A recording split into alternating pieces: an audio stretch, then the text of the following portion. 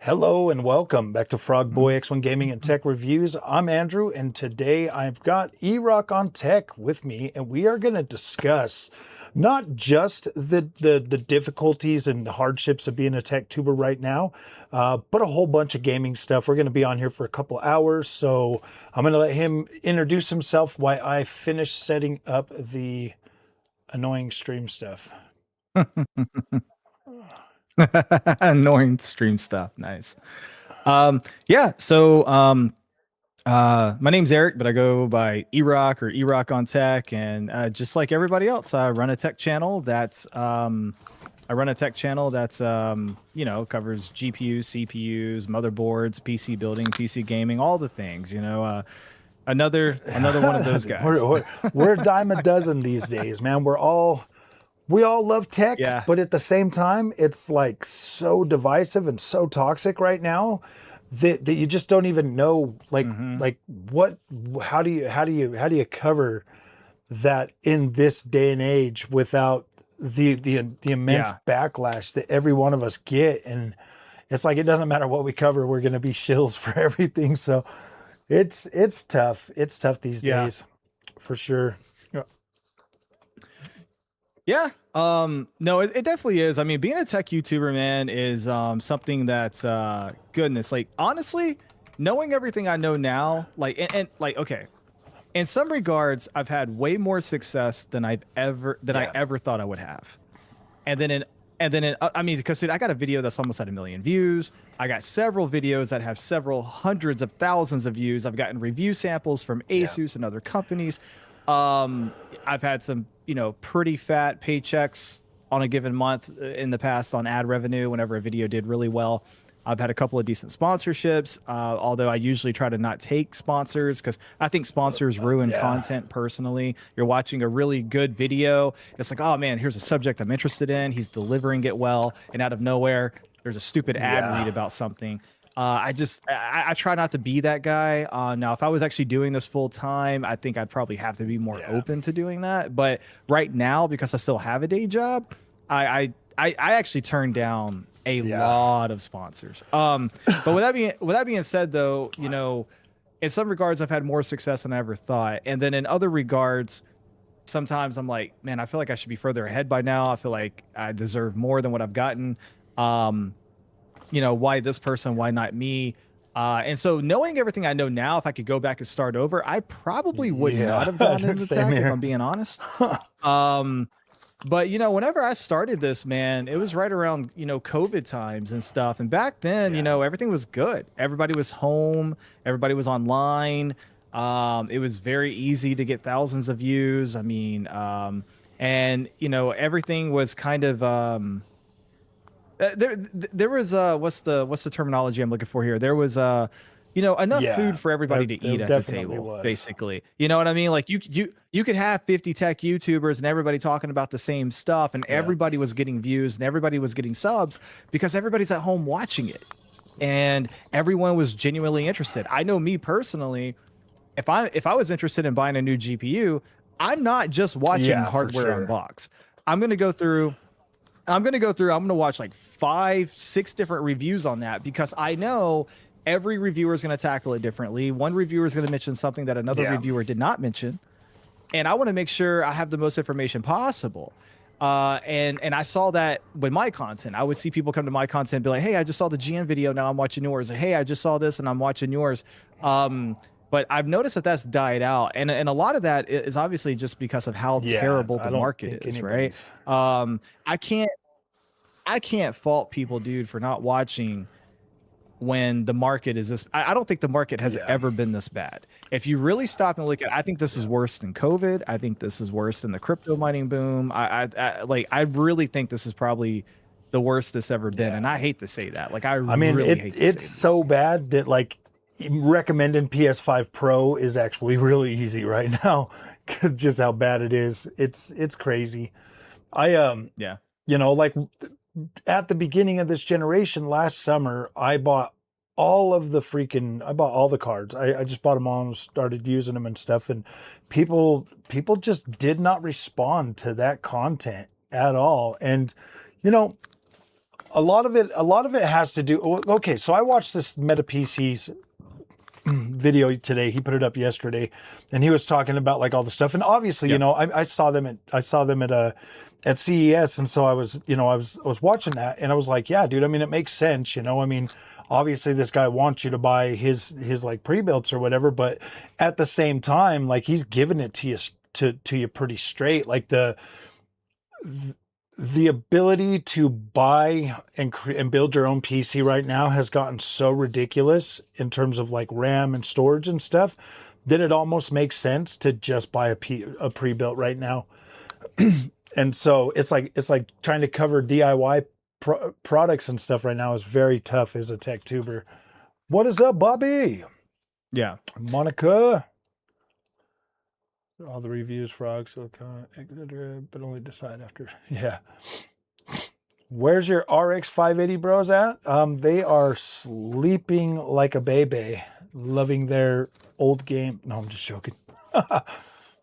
Somebody else was like, "Where's my 5090 bros at?" Like, Yep, I got we're still 5090 bros. I had to bring on a fellow 5090 bro. We're not leaving the 5090 bro anytime soon. Hey, you know what? That's our status. That's our status. Yeah. You know, it's the whole 5090 thing is kind of funny. So, okay. So, I won't get too personal, but just so people have reference. My channel was killing it. My channel was doing really well just 2 months ago. Like everything I was putting out was like thousands and thousands of views. I even had Matt Miller PCs contact me. He's like, man, he's like, your videos are doing better than usual. Like, what are you doing? And I'm like, I don't know. I'm just in his pocket. I could talk more about that in a second, but basically my little brother died. He passed away.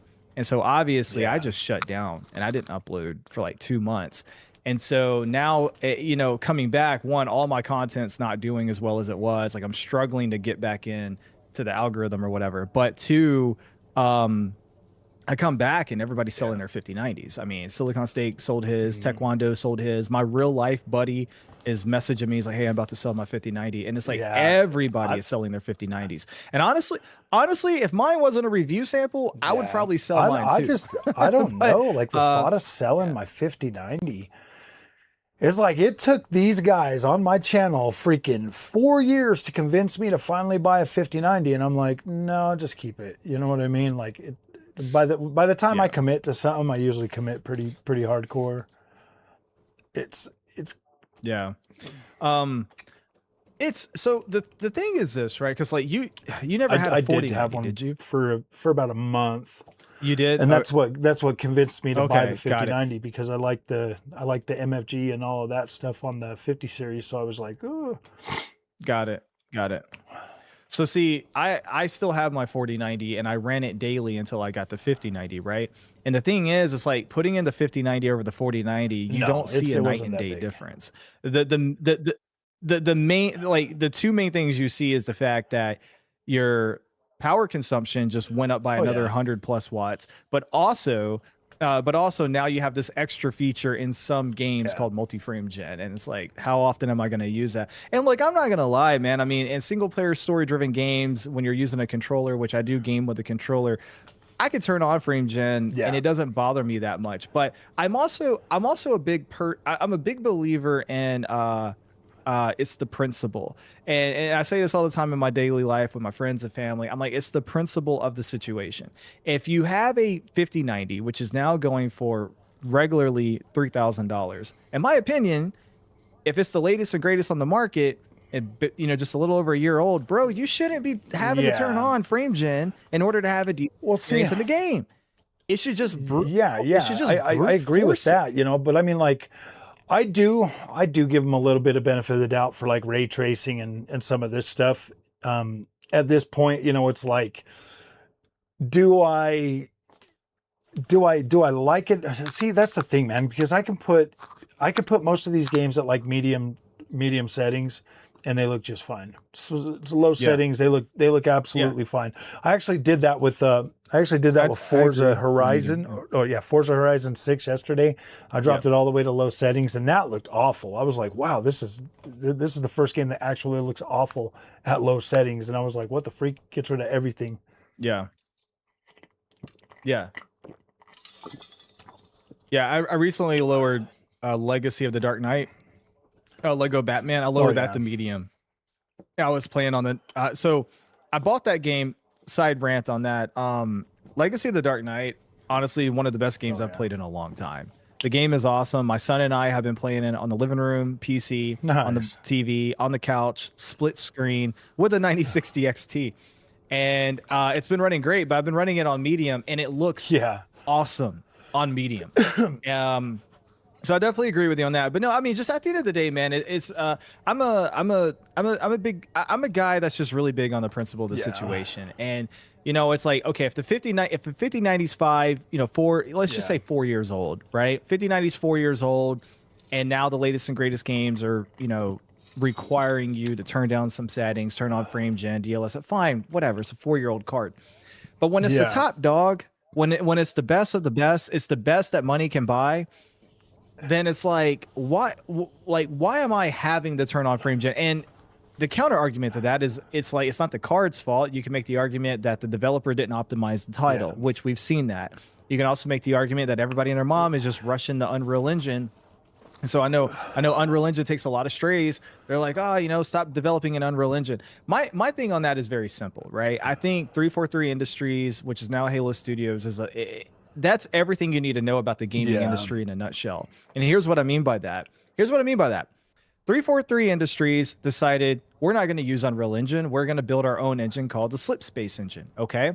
And there are numerous videos out there now talking about what happened with that. And basically what happened was, you have Microsoft, one of the richest companies in the world, who was trying to cheap out on their labor costs. They didn't want to hire full-time employees. So they kept cycling through contractors, and due to some laws and things of that nature, they couldn't have a contractor stay on for more than a certain period of time. So every so often, all these contractors who are your key developers who have been building this engine are like, I got to go. The law says I got to go unless you're going to make me full-time. And of course, you know, Microsoft's like, well, we can't have that. You know, Bill Gates needs another yacht. So you guys got to go.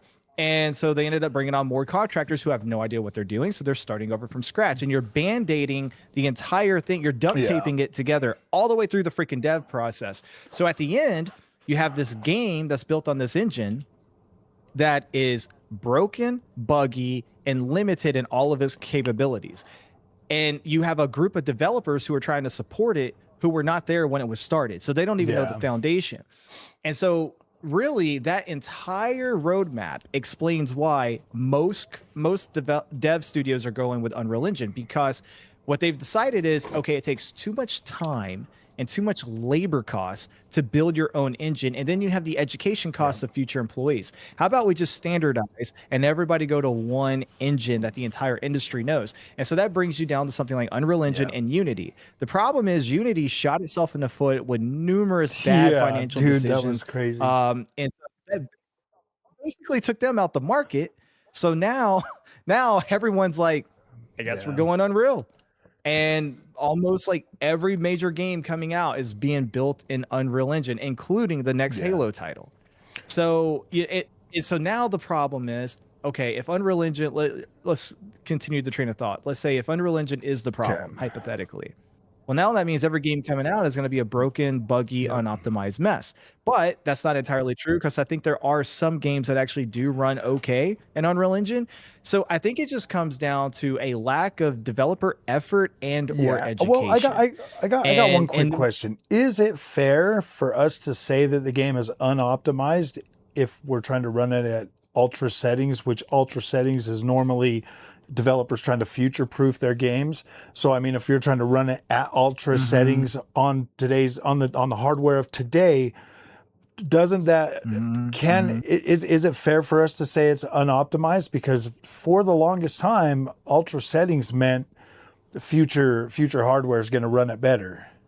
But if you turn it down to like medium settings on Unreal Engine 5, it runs smooth as butter on everything.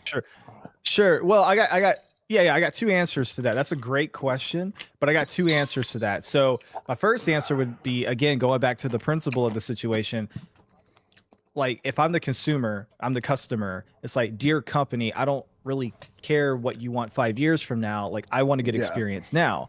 And so it's like, I don't want you to give me a game that I need to run on my 7090. I want a game that I can run on my 5090 because I paid the money today. I want to experience it today. So that's argument one. But the second argument would be is that, okay, in a perfect situation, I'll throw you a bone and say, you're right. Okay, hey, just don't run ultra and you'll be fine. The problem is we have examples of games where that's not even the answer. Go look at my Borderlands 4 40 video. FPS. When Borderlands 4 came out, yeah, when Borderlands 4 came out, I benchmarked it with the 5090. I got 40 FPS. And it didn't matter what I put the settings on, bro. Like, you could barely hit 60 FPS in that game without having to resort to multi-frame gen. And it's because it was one of like the worst releases ever. I was getting like, what was it, like 90 FPS at low settings on the 5090.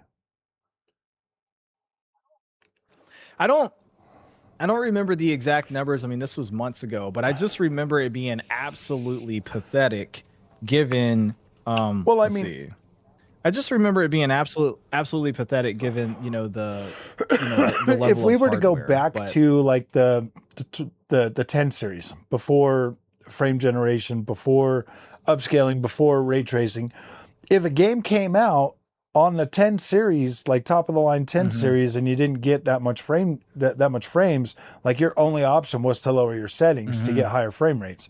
Now, okay, I got it for you. Higher frames, yeah, because we have options to use frame generation and upscaling.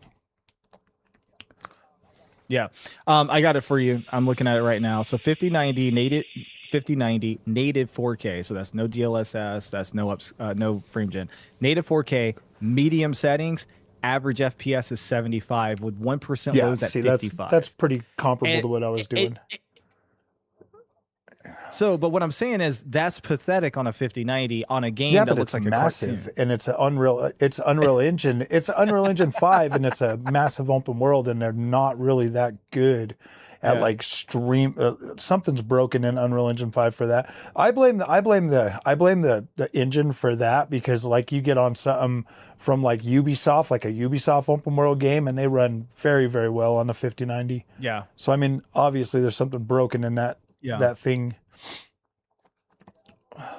Yeah, I saw somebody in the chat say Unreal Engine 6 will bring the 5090 to its knees. And I saw it's already on its knees.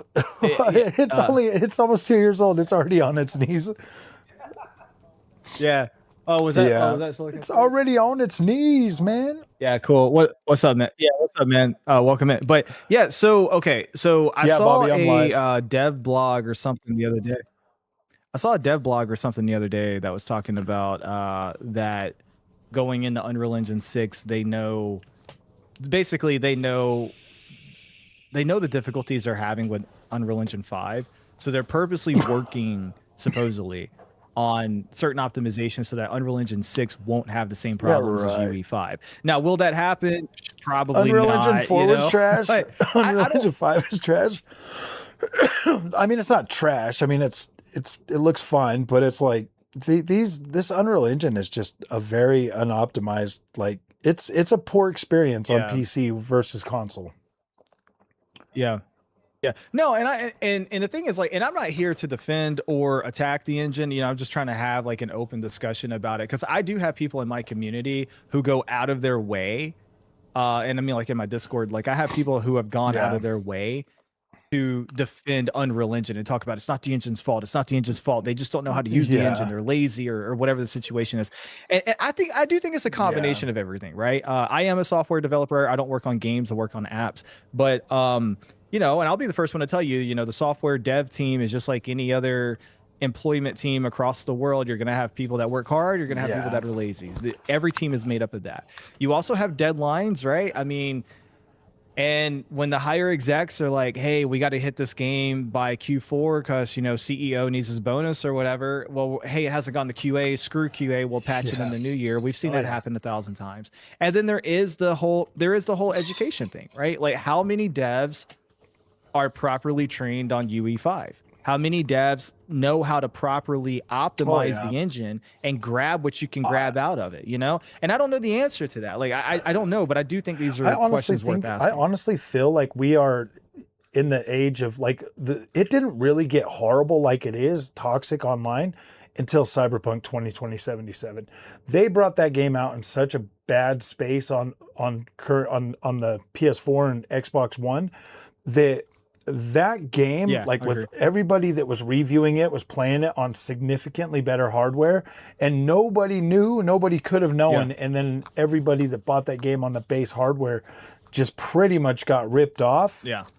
And so everybody, like, that was the one company that like Yeah. really turned the industry of streamers and stuff against the developers. In my opinion, the more I play it back in my head, the more I start thinking like, gosh damn, dude, Cyberpunk really messed everything up. And now that it's fixed, now developers don't even get like the benefit of the doubt anymore for anything. Like there's like zero. No, they don't. Well, so honestly, here's the problem. Okay. I think everybody is just burnt out with everything. I mean, like, the state of the world is already bad as it is, but just keeping it on tech, we don't have to go too, out of there with it. But I mean, look at it this way, right? Okay, take it back to the 360 days. I'm a huge Xbox 360 fan. It's my favorite console. I've even made a video talking about why I miss the 360 days. If you go back to that time frame, and this even applies to the PS3, you had a period there, man, where for like 2, 3, 4 years, it was banger after banger after banger, like multiple games every single year that were just like some of the best games to this day that we still talk about. And you're just like, holy crap, we were buying that's amazing, right? Fast forward to 2026 is the exact opposite. You go through the entire year, you might get a banger. You might have 1 or 2 games that the community can collectively say, yeah, that's a good one. You might have 1 or 2, but you're not getting 5, 6, 7 in 1 year anymore. In fact, most games that come out are just broken, buggy, unoptimized pieces of trash. And we've seen that now for so many years. And the other thing is like what you just talked about with Cyberpunk. I remember, dude, before Cyberpunk came out, that is one of the most hyped and marketed games I've ever seen in my life. I remember because back then I was still getting into, the whole PC tech space and stuff on YouTube. And I remember seeing so many collaborations where PC builders were doing like custom Cyberpunk themes. They were unboxing chairs for Cyberpunk. They were doing entire game room setups around Cyberpunk. And this was all before the game came out because the game was delayed so many times. And then, so the expectations were through the freaking roof. Then the game comes out. Then the game comes out and it's the biggest travesty that you have ever seen. It was so bad that PlayStation had to pull it from their still store, get into dude. that open world and I look at the NPCs and it's just so like just running around the open world is so like, what the hell is this shit? And then, like, I don't know. Like I still am like, that game is not what they sold us in the first place, but it's still fine. After this long, it's still fine. Props for splitting the rendering thread. UE5 does allow for more time, more down calls. Yeah. I mean, UE5, I'm not anti-UE5. I'm just anti-max settings UE5. I think it's not worth the performance hit. Yeah. Well, I mean, if you want me to give some praise, I'll give some praise. Like I said, I just got finished playing Lego Batman Legacy of the Dark Knight. So my son and I are playing it on the couch in our living room on a 4K TV, split screen with a 9060 XT. And the game is built in Unreal Engine 5, and we were able to play the entire thing without any major issues. Now, me being trained in this stuff, yes, even without frame rate counters, there were some times I did see a dip here and there. But at no point was I like, oh man, I can't play this game, Like, no, in fact, it's the exact opposite. I'm like addicted to the game. I'm like, man, that's a lot of fun. It's one of the best games I've played in a long time. So not every game runs terribly in UE5. It is possible to put out a game that runs fairly decently. But again, it just comes down to the dev team and how much time they put into QA and optimization. I don't know, man. I just feel like games are getting so expensive. I got a friend at work and he's always talking about, man, I wish we could just go back to the 360 days and get a game, get games every year. It's like I get a Halo every other year and that was good. And now we're like waiting shoot, what's already been since Halo Infinite? We're already like 6 years since then. Yeah, something like that. Something like that. By the way, thank you, Bobby. Dang Appreciate it. that, man. Very much. Let's see. Should they make consoles with PC settings? I think what they've done is probably, there are some people in the PC space that would disagree with me on this, but I think what they've done is probably good enough for now. You might be able to add one or two more things, but I don't think consoles need all the Yeah. same settings as a PC. The reason why is because you have to remember your Yep. target audience. Who are People that consoles do meant not for? want to mess Consoles around. are meant Exactly. Consoles are meant for your plug and Yep. play people. The guy that wants to take it out the box, plug it into the wall, hit power, and you're off and running. They don't want to configure a bunch of settings. If they were into that, they would just be on PC. But I do think what they're offering now is a good compromise, because most games now on console have like the quality preset and the performance preset, and that's Yeah. pretty much it, right? And I think that's good enough for the majority. I think majority of the situations. Xbox Helix route that they're going is probably the good, in between for that. Obviously, some developers will probably still just target that hardware and keep the settings, Yeah. regular or whatever. And then, Yeah. because obviously with Helix, they're still going to support Series S and Series X throughout the next generation because of the scalability and stuff. So I still think that those will be target platforms, whereas obviously you'll get your above and beyond on the Helix, which is fine. Our games look already great. Obviously, most of the games now, if they just bumped them up to 4K 60, would be more than sufficient for most gamers, especially for people that are already on I the agree. console. Once you get into PC, the thing that I've noticed the most is you start to get a lot more picky about certain things, and then you start to waste a shit ton of time playing with settings. And I'm not even joking. Like, it doesn't matter what game, unless you have like a 5090 and you just max everything out and you're just okay with frame gen and DLSS, you're going to play with stuff. You're going to mess with settings. You're going to be looking on the internet for this or for that information. Everybody's build is going to be different from one to the next. You're going to have little silicon lottery and stuff like that, that you're just always in this like, oh my gosh, I could get better. I could get better. I could get better type of mindset. Yeah. I do agree there. I so when I was a console player, so background on me, I have a bachelor's in computer information systems, concentration in database management. I have over 12 years experience, programming and working in databases. And the past couple of years I've been off and on, I've gotten into C# and Python and stuff like that. But with that being said, for many, many years of my career, I was always like the console player on the dev team. Like I would work on a lot of teams where the guys would go home and play on their PCs, and I'm going home and playing on the Xbox or whatever. And my mindset was, part of that was I grew up on Xbox, but the other part too was like I'm like sitting in front of a computer all day. When I get home, I just want to hit the couch and play a game. So that was my mindset. And then, but with the going from the on the 360, it made all the sense in the world to be a console player. With the Xbox One, that's when Microsoft really started to show me, okay, maybe I need to start jumping ship. And I had friends start jumping ship, and then they were going to PlayStation, they were going to PC.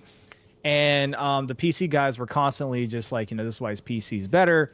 And I really started looking into it. And then every video I came across was like, pretty much everything I do now, talking about frame rate and all this. And I remember saying, and keep in mind, this was many, many years ago, but I remember saying exactly what you just said, which was, man, I just want to play the game. I don't want to sit there and mess with a bunch of settings and worry about frame rate numbers all day. But now here I am on the opposite side. I do think overall PC is better. I do prefer it. That's why I promote it. That's why I play on it. That's what I primarily play on. But I will say, you are right. Like, I do spend a whole hell of a lot of time like looking at settings, looking at the frame rate. But that's fine though. It's kind of, before PC, I would sit here on Saturdays and I would literally go through my games, and I would have video game anxiety so bad that I would just end up not playing sometimes.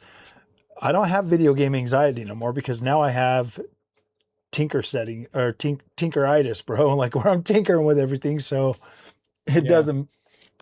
Yeah, tinkeritis. That's funny. Yeah, I see the comment talking about in the past, you know, when consoles first came out, they would outperform PCs, or yeah, either that or they would at least be the better value Oh proposition yeah. by a mile compared to like you couldn't build a PC with similar Oh performance no. for the same price. But yeah, unfortunately, I mean, everything that makes consoles great, unfortunately, the last couple of years have Yeah. just gone out the window because Xbox and PlayStation have both raised their prices numerous times. You're still having to pay to Yeah. play online. Xbox and PlayStation both got away from exclusives for a while and gave everything to PC. PlayStation is now like, we're Yeah. taking that back, you know? So, I still think there's and some don't get me sort of a wrong, market like, for PC or for PC, but no, I'm just joking. yeah. Consoles are Oh, you think there's a market for there PC? might still be a You don't think it's slight going market for anywhere? PC, but you know, I don't know, man. You listen to the way people talk about the prices of PC, and I'm like, gosh damn, dude, just buy a PlayStation 5 Pro and be happy. Like it's fine. It's not Yeah. a horrible system. And they're like, you don't know what you're talking about. It's 900. I'm like, shut up, man. For RAM and storage is $900 now. Yeah. It's ridiculous. Yeah, I mean, honestly, my thing is this: like, I was never really a big fan. Okay, so I actually have videos on my channel. You can go back and look at them. Actually, I think I put like 2 videos out back to back talking about the PS5 Pro before it came out, and I was trying to tell people it's not going to be what you think it's going to be. Here's pretty much where the equivalency is on PC. This is what you can build a PC for that will be similar. And I had people in my Discord, and this is what blew me away. I have people in my Discord who are active PC gamers, PC promoters. Some even work for PC companies. And they were arguing with me in favor of the PS5 Pro. They were just like, oh, dude, you're wrong. PS5 Pro gotta be amazing, blah, blah, blah. Now there are tons of videos on YouTube where somebody's like, I bought a PS5 Pro 6 months ago. Here's my experience. And long story short, they all end the same way. They're not happy with it, or there's not enough game support for it.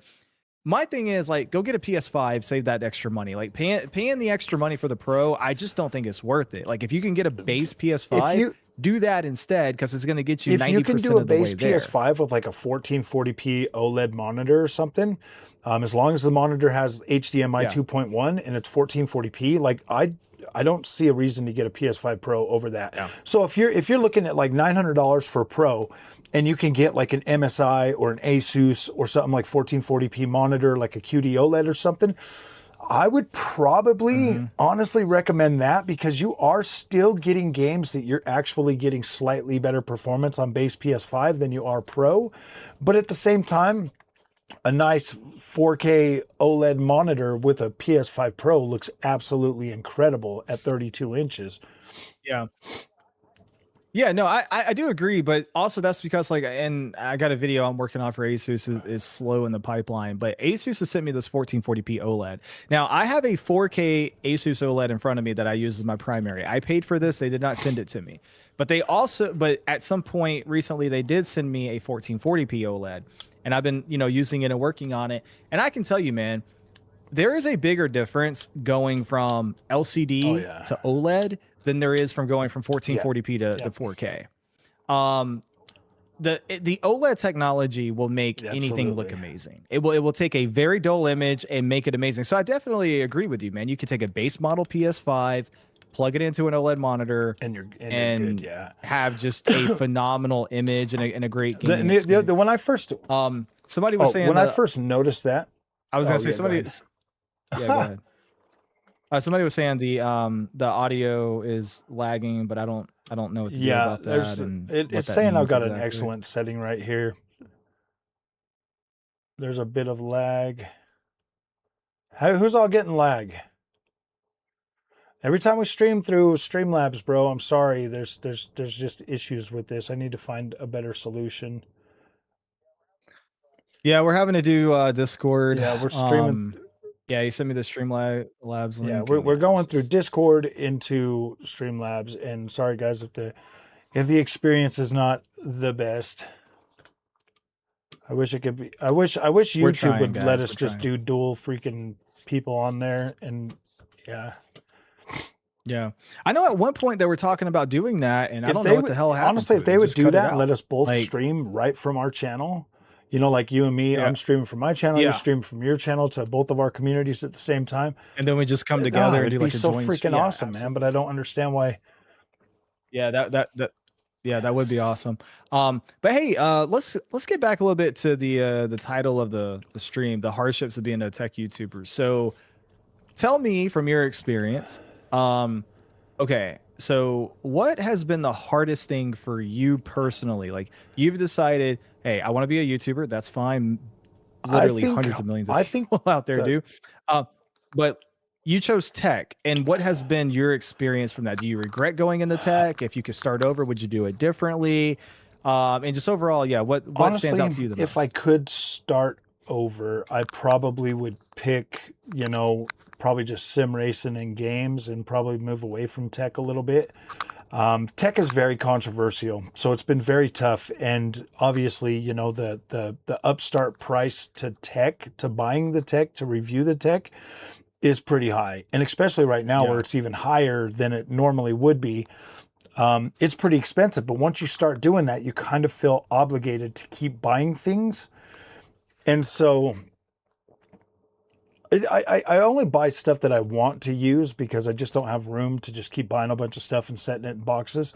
And so the thing that I recently bought yeah, was the eGPU case for my Xbox Ally X because I have a feeling that things are going to kind of go that way to where the affordable PCs and stuff like that are going to be like your Xbox Helix or your, Strix Halo type, APUs or SoCs that are just going to be built and put into entry level products that most people are going to be able to afford.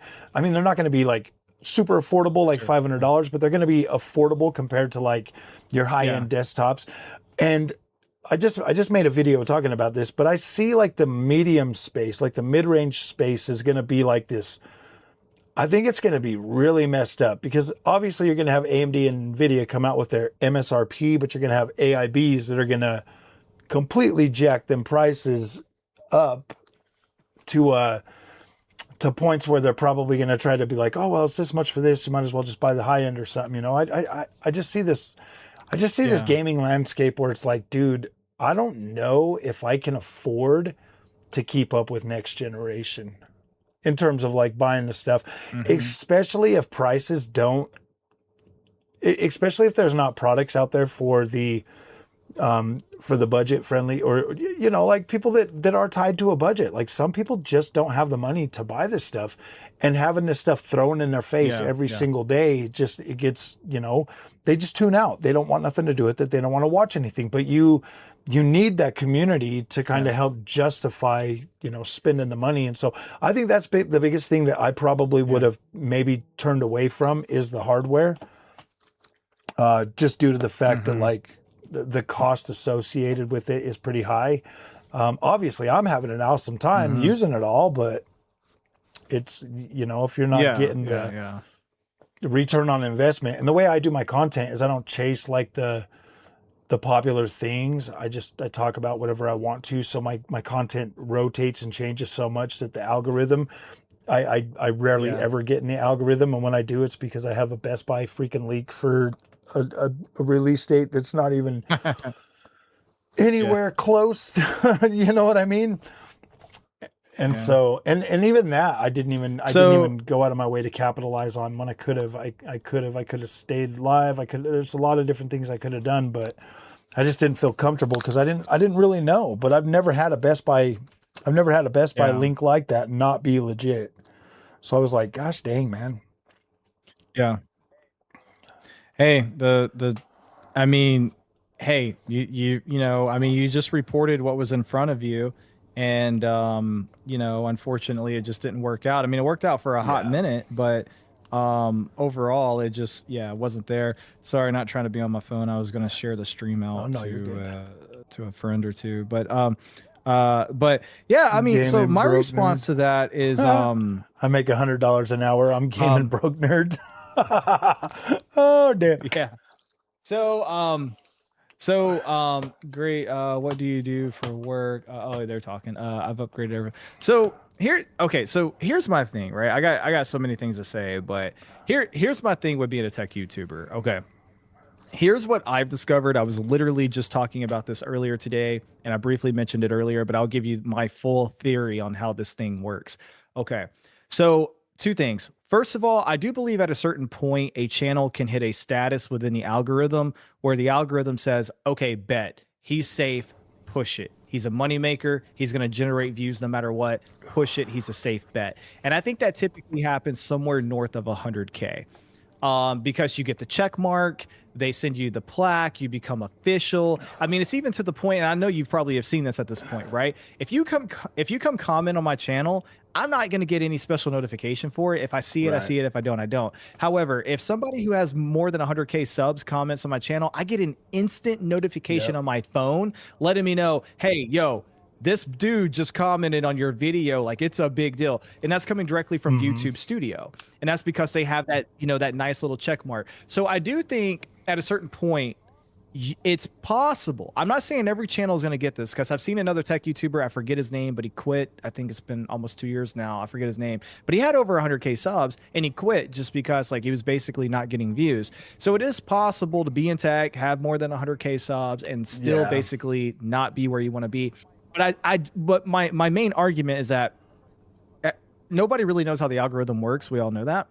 Everybody has their theories and their guesses, but I do think that there are certain channels that are just freaking locked in, and no matter what they do, they are guaranteed to get hundreds of thousands of views. And I can give you examples of that. But the second thing that I want to talk about pertaining to that is for people like us, up and coming and stuff. I think there's a pocket system, and here's what I mean by that. Call it a flow state, call it being in the pocket, being in the groove, whatever you want to use. But let's go back 2 months. 2 months ago, before my little brother died, bro, I uploaded that, you know, 30-day AMD challenge, right? Leading up to that video, I was talking about it. I was promoting it. I made minor videos about live streaming with 9070 XT. I actually started live streaming with the 9070 XT. I had the biggest live stream I ever had in my life with over 50 people the last time that I went live. Keep in mind, I haven't live streamed a lot. So for me, that was a big deal. And everything was going good. I dropped that video. It's now over 200K subs. I'm sorry, it's over 200K views, not subs. I wish it was subs, but no, it's views. Sorry, 200K views. Vex even came and commented on it multiple times, just because at first we had a disagreement. You're copying my thumbnail. That's a different thing. But and then he came back and he's like, nah, man, you're good, and basically apologized. So everything's straight there. But the point is, even Vex commented on it multiple times. And then the next two videos that I released after that, which were also AMD related, no, they did not perform as well as that video, but I never expected them to. But they did perform better than what they would have if I didn't have that video and all the lead up. So the point was, I got into this pocket where it was like, okay, whatever I upload right now is going to be north of 20,000 views. It's going to grow my channel. I'm going to get subs. And as long as I stay in this pocket, and as long as I keep uploading, I'm going to keep hitting north of 10K views, 20K views. Subs are going to keep growing, blah, blah, blah. But I released a couple of videos after that. They all did well. They were all doing rank 2s, rank 3s, rank 1s. Everything was popping. My brother died. So I shut down, and I'm like, all right, I need to take some time. I make a community post. That's not a poll, by the way. It's just a post. It had over 300 likes alone, not including the comments, which is the most I've ever had. So for me, that was a pretty big deal. And it was about my brother and all that. And then I'm like, everybody's like, take the time you need, take the time you need. I'm like, thank you for the support. Well, I took the time I need. And I come back, and I get absolutely demolished for taking that time off. Because now that I come back from taking that time off, everybody's just like, oh, we'll be here when you get back. They're not there. Now, I'm not blaming them, because YouTube's not putting it in front of them. I get that. It's not their fault. But the point is, I come back. I've made several community posts since I've been back, almost no interactions at all. Usually you're like, well, that's okay. I'll just run a tech poll and I'll get like 500 likes, 500 votes, whatever. I ran a tech poll. I got 116 votes. That's a nothing burger for me. Then my last couple of videos have not performed well at all. And then I went live last weekend. I went from having 50 viewers. I went live. I had 5 freaking people show up. And then the stream crashed on me after 15 minutes. And then YouTube wouldn't let me reconnect to the stream. Because, you know, you can check your stream settings, and YouTube's like, hey, here's your stream, all the settings, you can reconnect to that same thing. Bro, like, YouTube straight up deleted it, like it never existed. It was like a ghost stream. I absolutely believe you, because when PSSR2 came out, I put out videos and boom, blew up. My channel did almost 300,000 views that month, and just incredible. And then all of a sudden they come out with it goes in cycles, honestly. Yeah. It really does go in cycles. I really do think that your channel was gonna, like, your views were gonna go down regardless, because that happens to me every single time. The PSSR2 blew up, boom, then the views dropped right off. And I was creating the same kind of content. You know what YouTube tells you to do? Create the same kind of content. Create this. Create 5 more videos just like this one, and blah, blah, blah. And so you do that, like, and that's like see, I'm going to stop taking all their advice because I think it's crap. Because that's what I do. And then I get backlash from my community. How many more times are you going to upload this video? How many more times are you going to do this? And I'm like, dude, I'm just doing what YouTube tells me to do when I have a successful freaking video. They tell you to continue to make content because that's in the algorithm and that's what they're pushing. And then you do that, and then it alienates your community, but then you also drop off anyways. And so then you just keep doing what you do, putting out your videos until you get another hit, like GTA 5 leak. And then I really should have just jumped on that, because like that was a viral moment that I did not take advantage of because I didn't feel good about it. And I should have, because that could have blown my channel up way bigger, but it also,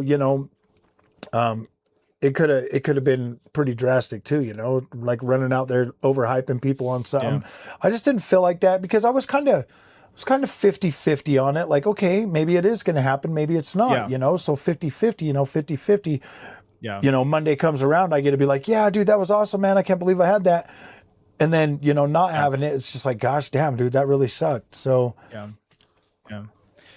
The other thing that's really frustrating about the whole thing too, and like, I don't, I'm not really like an arrogant or cocky person. Like I can go back and look at my old content that I used to think was good, and I look at it now and I cringe, and I'm like, crap, like that audio could have been better, the video could have been better, which is funny as people complain in a chat about us being out of sync or whatever, but we've already explained that. It's like we're going through Discord, through Streamlabs. There's a multiple guys, delays going on. Sorry, so sorry for the terror. I'm gonna try to get Streamlabs fixed, because that's usually been the best.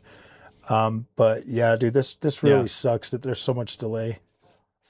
But I bring all that up because it's like, it's like at a certain point, I look at my comments and I can't tell you how many times people tell me, man, your quality is so great. You don't give yourself enough credit for how good you do being a one-man team. Oh my goodness, dude, first time seeing your channel, I thought you were like well over 100K subs. Why are you so small? Like, you deserve more subs. If I had $1 for every time I saw that content no more. You know what I mean? Like, I wouldn't have to make content anymore. Right. Exactly. And so it's like, so I'm sitting there scratching my head. I'm like, okay, everybody who sees it likes it. Right. And I've had my moments where I popped off, but why can't I get over the threshold? Why can I not get over that hurdle? And I look at other YouTubers who are doing the same thing, but yet they're where I want to be. And some just can't miss, dude, man. It's crazy. You know, like I think Taekwondo. I think you and I have that, like, because we're a lot more like serious and stuff about the way we do things. I've noticed that, like, we're pretty serious. Me, I'm a little bit more like sympathetic to like the corporations and stuff. I don't even know why, bro. Like, I don't know why. But I am, because I'm not cynical yet. I still enjoy the shit that I'm using right now.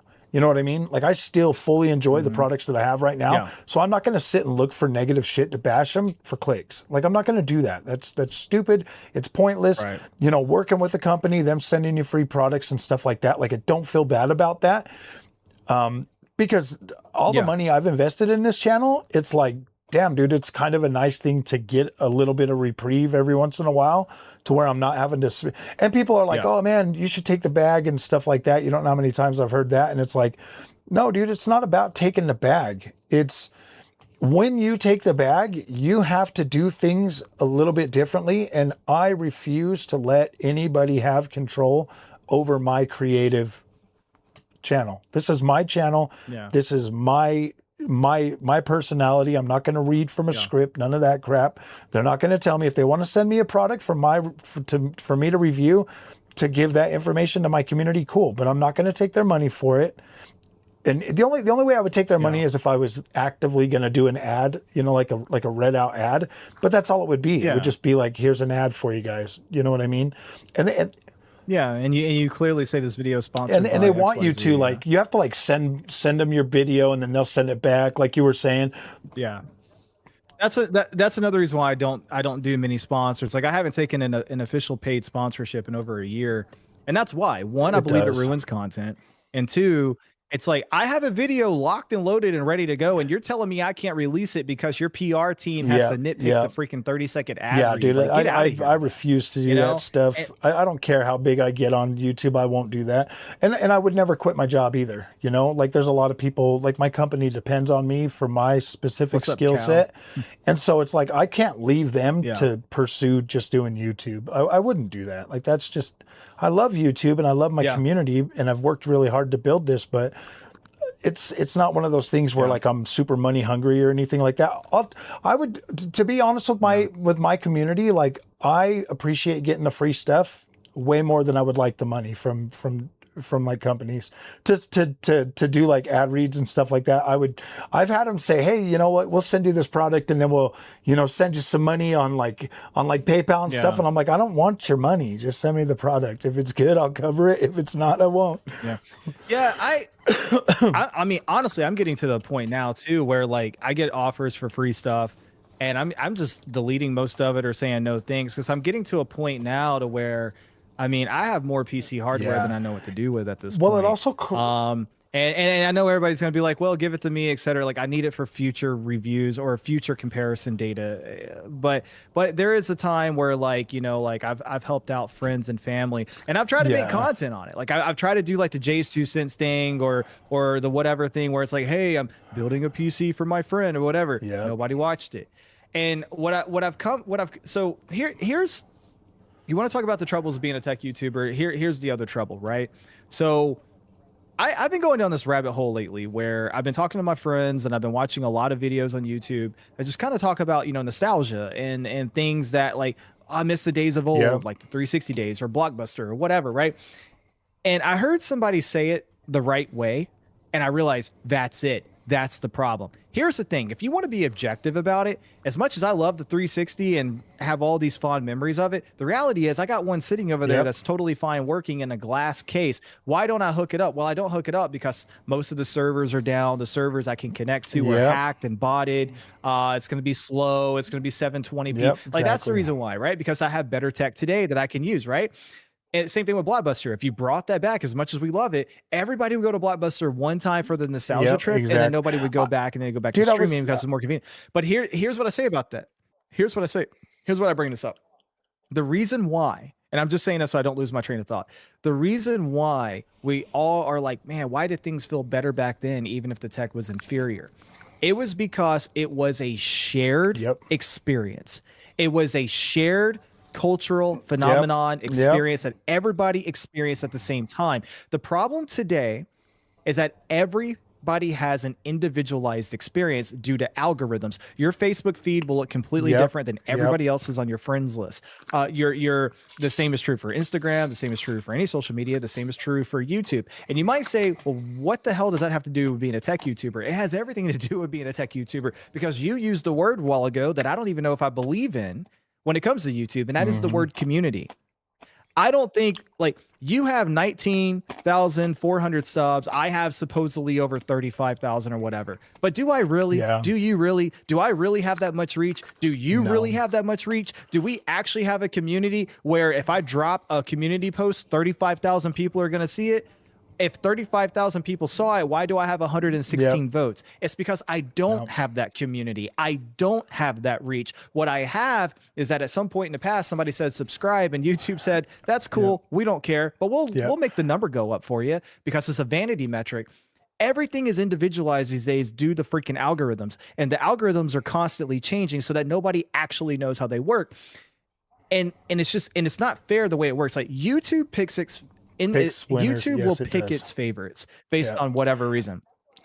And that's why, that's my buddy Taekwondo, who was in the chat a while ago. I don't know if he's still here or not, but you know, Taekwondo's on a good little streak right now, and I'm happy for him. And I texted him earlier. I said, you're in the pocket, stay in the pocket, because the moment you get out of that pocket, you're not going to get back for a long time.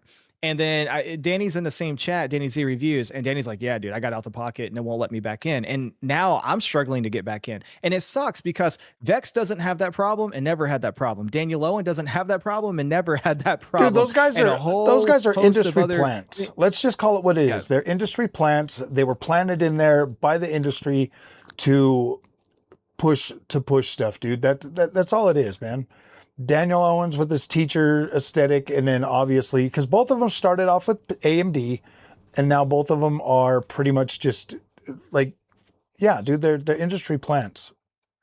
You're trying to tell me that, like, I mean, like, Daniel Owens is a little bit better, definitely better about explaining stuff than I am. I definitely ramble and go on, but my stuff is pretty authentic, so at least for the most part. Like, I try to. So look, you know, normally I wouldn't say these things at all, because I'm like, oh, what about my channel, this and that. But here's the thing, dude, like, you know, my brother died 2 months ago, and I know I keep bringing that up. And the amount of people I say that to who don't care, who don't know how to respond, who just look at me like a deer in the headlights. I am literally at a point in 2026 where I'm like, delete my channel tomorrow. I don't care. I'm starting another one anyway. I'm already starting a second channel that's not E-Rock related, that's not tech related, that's going to be on other things that I can talk about, that's not going to be dependent on what freaking Jensen decides to do tomorrow, right? But anyway, I digress. But so here, I'll go ahead and say this. I love ErockOnTech. I'm not closing it. I'm not trying to. I'm going to keep pushing it forward. But I do see the writing on the wall. And right now, it's very hard to plow forward. Part of me likes to think that if I just, you know, bury my feet in the sand and plow forward, that, you know, I'll get over this hurdle and eventually it'll be worth it. But another part of me is like, man, the way things are going, will there even be such a thing as a personal computer anymore? Or will it all just be digital agents that we're renting from the cloud? I don't know anymore. But here's what I'll say, right? I started watching Daniel Owen when he had 10,000 subs. The guy in the chat right now, Overclock23, is the guy that sent him to me. He's like, hey, E-Rock, you got to check this out. And I started watching him. Now, look, I've never met Daniel Owen. I've never spoken to him, and I have absolutely nothing against him. So I want to make that abundantly clear before I say what I'm about to say. But when I first started watching him, though, it's not that I didn't like him. It's just that I didn't like how, you know, he was able to grow with basically no effort content. And what I mean by that was that he openly, I don't know if you want to call it bragging, but he was open about it. Like, you can go back and look at his old content. He openly was like, I don't have time to edit. I don't care about editing. I wake up, I hit record, and whatever comes out of my mouth goes on YouTube. And he was able to build a following doing that. And I just didn't believe in that because I believe in polished quality content. Well, that's basically what I do most of the time. I do some editing, but I do a lot of click record and post. But I say all that to say this. You know, the way I look at it too, I'm like, okay, Daniel Owen is a dad. I'm a dad. He's in the tech. I'm in the tech. He loves GPUs. I love GPUs. I think we could go out, have a drink, a beer, whatever, and have a great time together. So again, he's married. I'm married. He has kids. I have kids. You know, it's one of those things where it's just like, I think there's a lot that we would have in common. I don't have any problems with him, but I'll give him his props because the one thing he did in spite of not editing and doing polished quality content is that he never stopped. Everybody here is like, oh yeah, I like Daniel. You caught him at 100K, bro, when he was official. I was watching him at 10K subs. I was watching him at 10K subs. I watched him when the AC kicked on in the middle of the video and you couldn't hear what he said. When his kids were in the background stomping and he's like, I'm sorry. And when the spider fell from the ceiling and he's like, sorry guys, and he didn't edit any. Like, I watched him during those times. The one thing that I will say is that he never stopped. He was consistent as consistent could be. And it paid off for him. And I think that was the thing. I think that honestly, like, I'll shut up here, but I think that was the thing for him. Everyone talks about, oh, he's genuine, he's authentic, he's a teacher. I don't think that's it. I think because he put up a video every day without skipping for an entire year plus, and everybody saw his face, the algorithm finally said, F it, give this man a pass. And once that happened, that motherfucker skyrocketed. I've not missed one day of content in 5 years. And I've put up multiple videos. And I'm, you know, and I get it. The content that I make is not like he does like that exact samey content. So it's easier to trigger the algorithm. My stuff could be PlayStation 5 Pro this week and then a meat slicer the next, bro. You know what I mean? Like it's just crazy. Yeah. Yeah.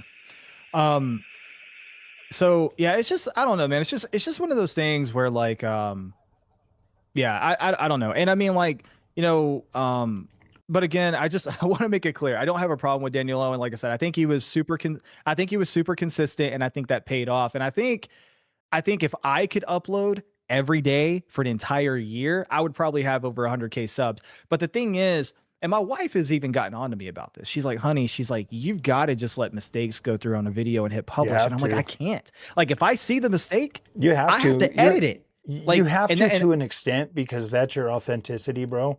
When you're over, like, people, like, yeah. I'll tell you right now, when I click on a video that's like over production, I usually lose interest pretty quick. I like people that are more, you know, like down to earth and making mistakes and stuff, you know, because more people can relate to that than they can to something super polished. Like if you're doing a review for a specific product for a company, cool, polish it up as much as you can. Yeah. And for me, like I have my style, and I explained that to Asus and everybody before they even sent me stuff, that like, I'm going to do this my way. If you don't like that, I'm sorry, but like I have a way that I do it that my community is getting used to. And they like that. I got you. One of your guys is like, so you're jealous of his consistency. Isn't that rule number one of influencers? Haters gonna hate. I'm not a hater. I just said I don't have anything against them. And also, like, I don't know anything about you or if you watch me regularly or whatever, but it's like, I mean, that's a prime example of what I'm talking about.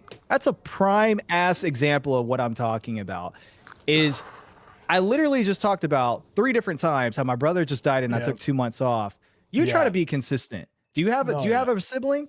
Do you have a sibling? Have you tried making content when your family member just died? When my son passed away, bro, being consistent was, dude, I was in such a fog for like a whole year that like, I'm surprised I kept my job. I'm surprised I graduated college. I'm surprised I was able to do all of that stuff, because I was in a literal freaking fog for a whole year, man. And for 2 months, taking 2 months after losing somebody that close to you, bro, you got a lot of courage for already coming back, in my opinion. And yes, it is going to be a struggle, but you know,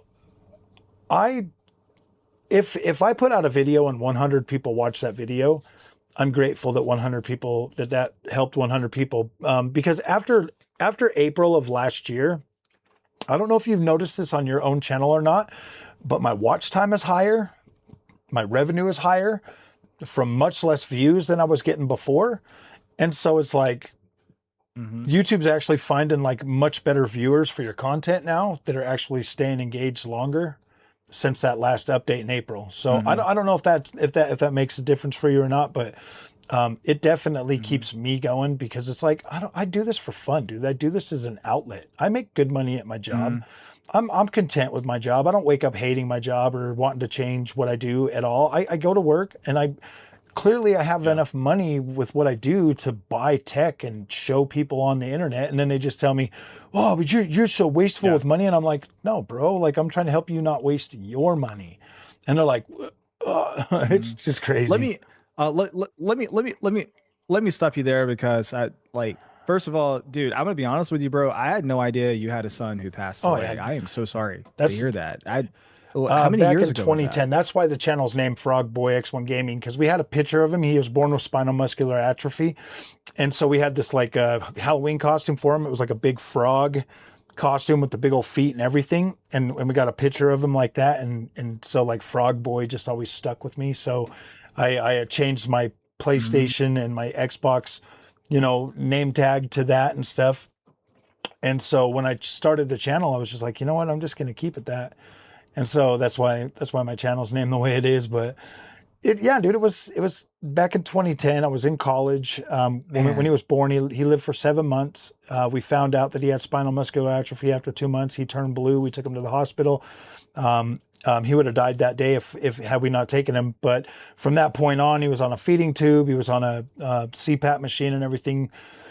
It was pretty harsh, but those are some of the that was the best 7 months ever, bro. Like getting to spend that time with him, and everything was so vivid and so real, and it just time slowed down, and it just felt like forever. You know what I mean?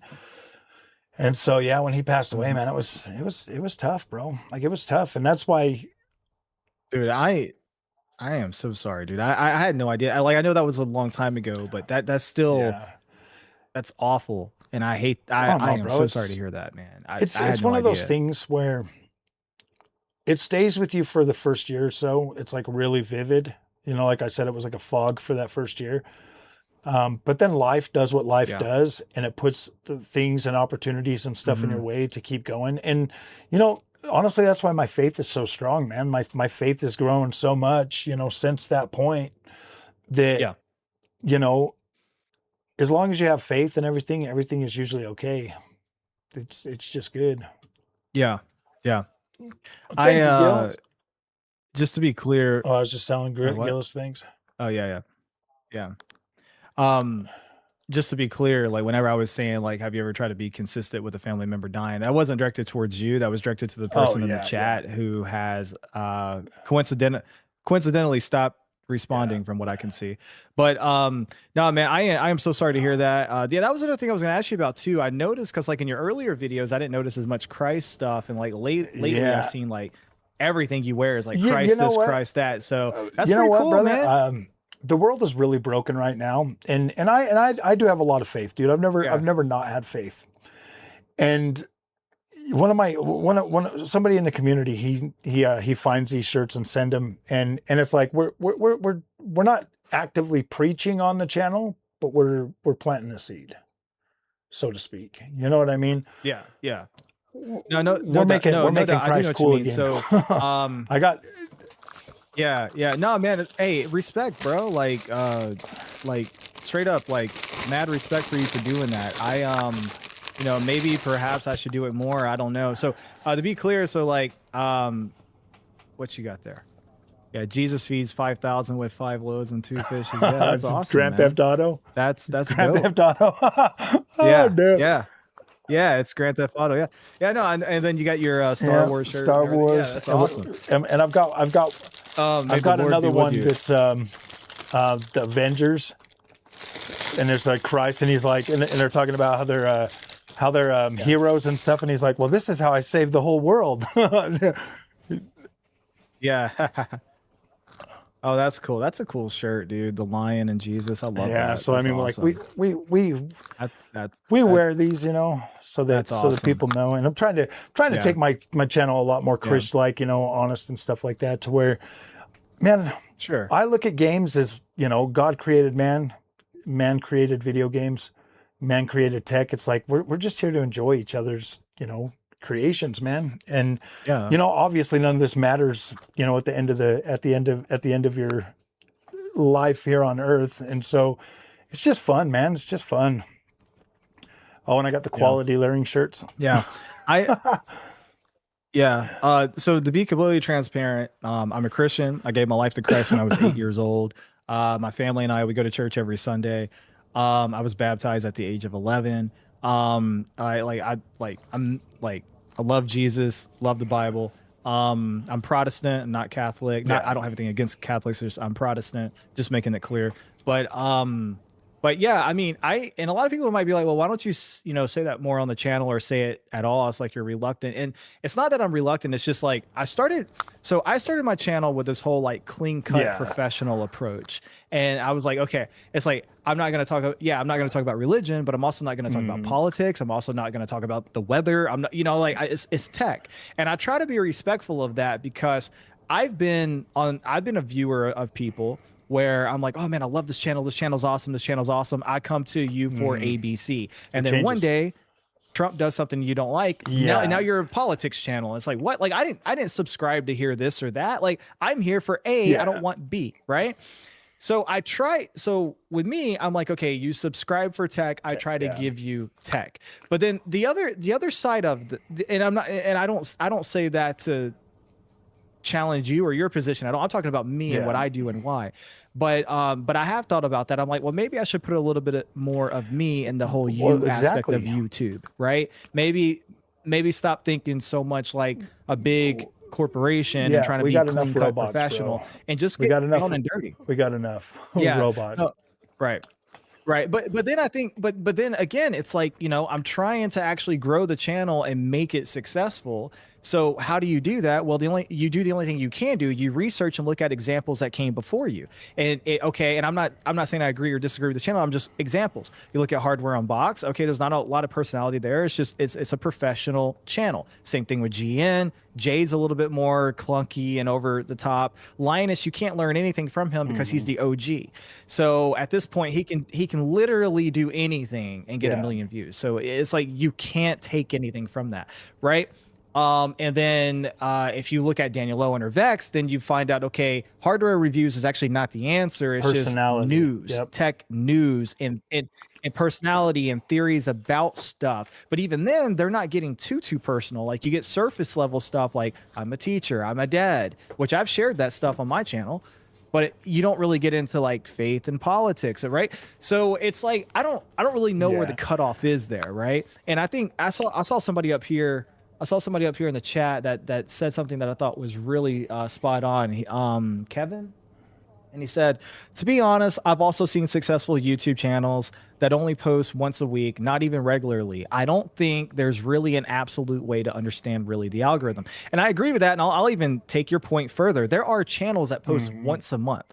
And when they post, they'll get 15 million views.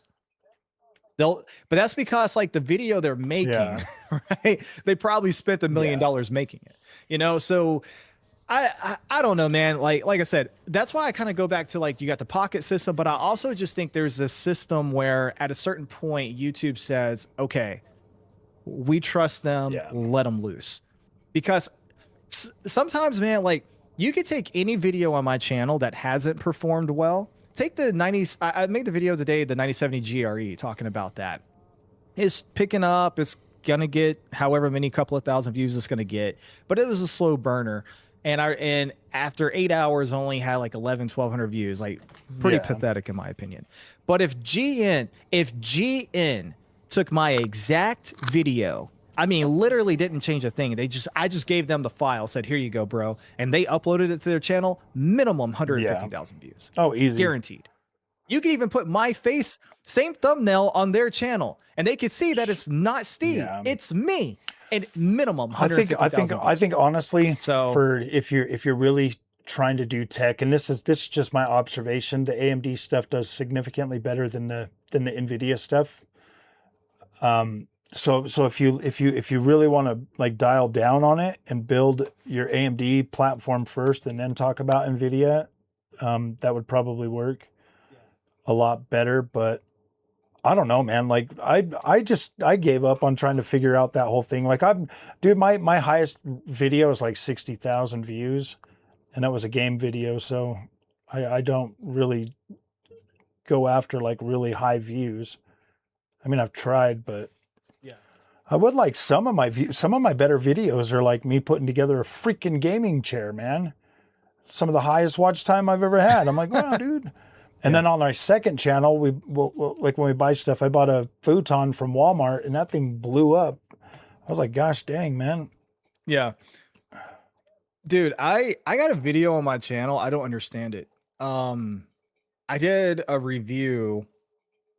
I don't even remember the name of it. It's an Asus case. It's like GT502 or something like that. I did a review of it pretty much because like, you know, I was building my relationship with Asus and I'm like, and there is like this whole scratch my back, I scratch yours thing. And what I mean by that, not say good things about me will give you stuff. What I mean is like, we have no creators that will review this product because it won't get views. I need some exposure for my job in order to stay employed. So I'll send you the thing you want to review if you'll also do this. And that's kind of where that came from. So I ended up reviewing the case. I don't understand it because the likes to dislikes are not there. The comments are not there. But this thing took off and got over 100,000 views. And which one was that? And I have no idea how. So it's the all white. If you just type in ErockOnTech all white Asus case, it should pop up. I think it's like the GT502. I think I got that case. No, it's not that one. Is it the taller one? The ATX. It's the taller. It's the taller. It's the tall. No, it's not EAT. Well, it might be, but it's all white. It's got the 3 fans in the front. But anyway, the point is, so I contacted Asus and I'm like, hey guys, did y'all promote this or share this? Because I was kind of hoping the answer was yes, because then I would have like a logical reason why the video did. And straight up, they're like, no, we did no publicity on this, which I believe them because they have never promoted any of my stuff. And I'm like, you guys, and I talked to JJ about this one time and Samir, and I said, hey, quick question for you guys. Like, I appreciate the stuff you're sending me, but I work really hard on this content, and the comments even reflect that. You can look at the comments and people will say, dude, this is the best review I've seen of a motherboard. Dude, I bought this motherboard because of how detailed you were. I got comments like that.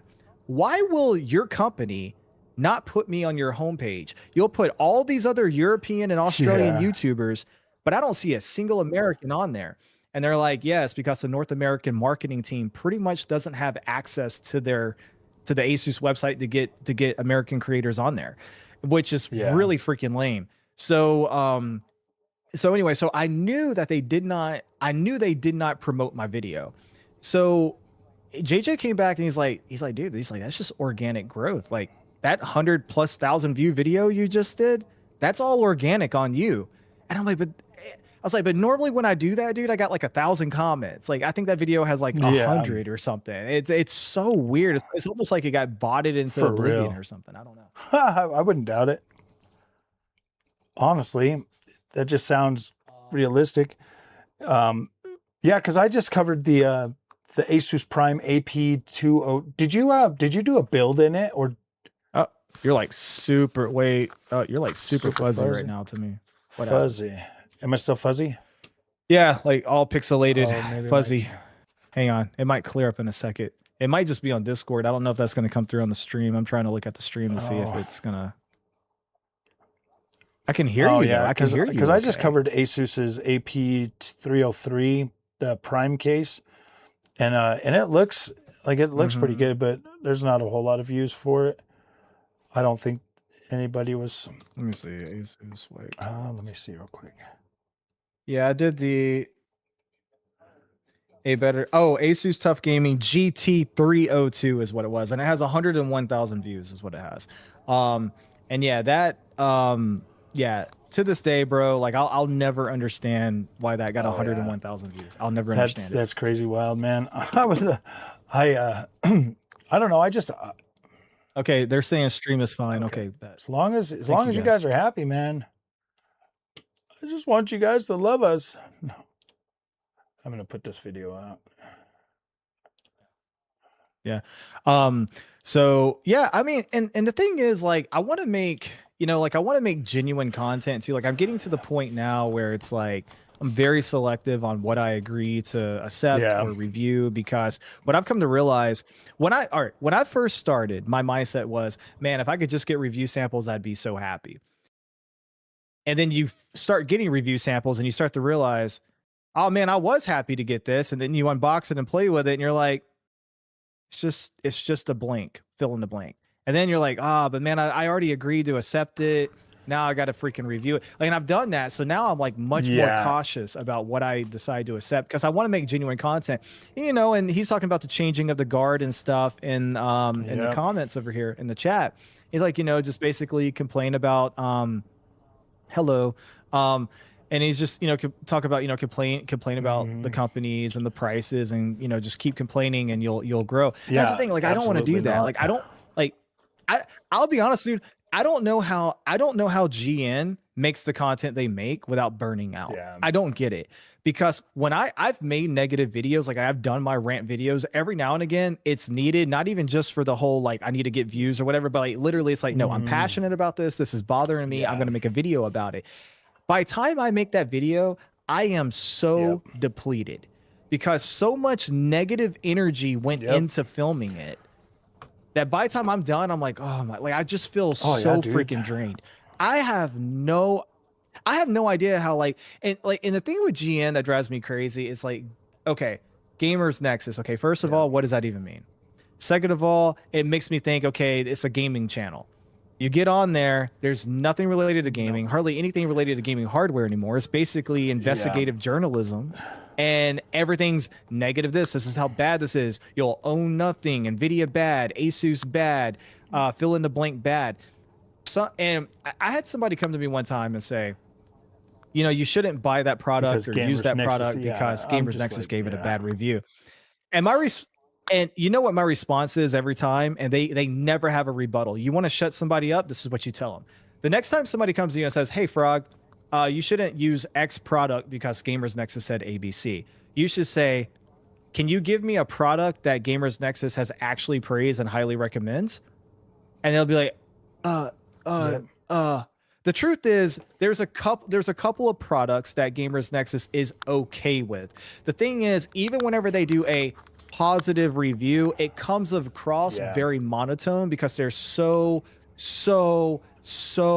cautious about putting their name on anything positive, because they always want that back door to go back and sucker punch later and be like, haha, you suck. We need the negative content. But if there is something bad, they're going to be on it like white on rice, and they're going to beat it over your head and just say, this is terrible, this is bad. If you take everything GN says at face value, the answer is you shouldn't be in PC gaming at all. There is no company that you should buy from. It's literally the same with sim racing, because if you buy sim racing hardware, if you buy the sim racing cockpits and all of that stuff, there is a level of having to like figure stuff out on the fly that comes with that. Like, you have to be able to problem solve in order for that to be good. And the biggest thing that makes me mad about some tech tubers being like, well, one of my subscribers reached out to me and they had this problem with Asus and Asus blah blah blah. And I'm like, the way I look at it is like, most of the PC gamers, like PC content on how to build PCs and shit is so massive because a lot of people are just trying to figure it out. And who's to say that they didn't mess something up while they're installing it? And you got Asus or MSI or some company trying to like cover their butt, being like, no, dude, like we quality check this stuff, and send it out. I bet you if you bought like a really entry level board from Asus and RMA'd it, they probably wouldn't have a problem. They'd just send you another one. You know what I mean?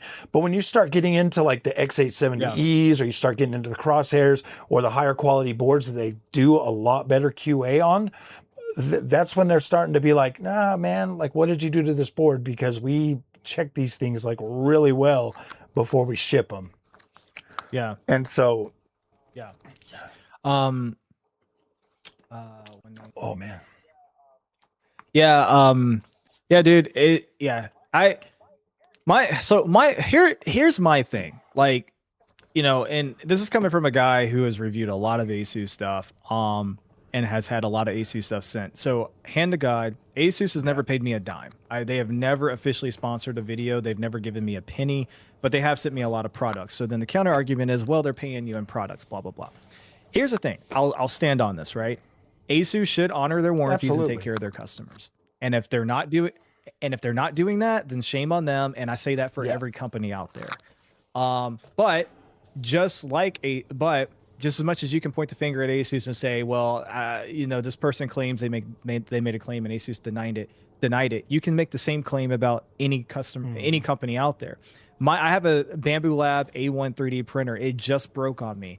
I guarantee you, I can contact Bamboo Labs tomorrow, and they probably won't be able to do anything for me, because they're going to say, well, we made it to be self-serviceable, so there's a bunch of replacement parts, and if you just spend another X amount of dollars, we'll send you this part, and then you can take it apart and you can rebuild it. And that's exactly what's going to happen. I guarantee it. There's no way they're going to give me an entire other 3D printer. I just know that's not going to happen.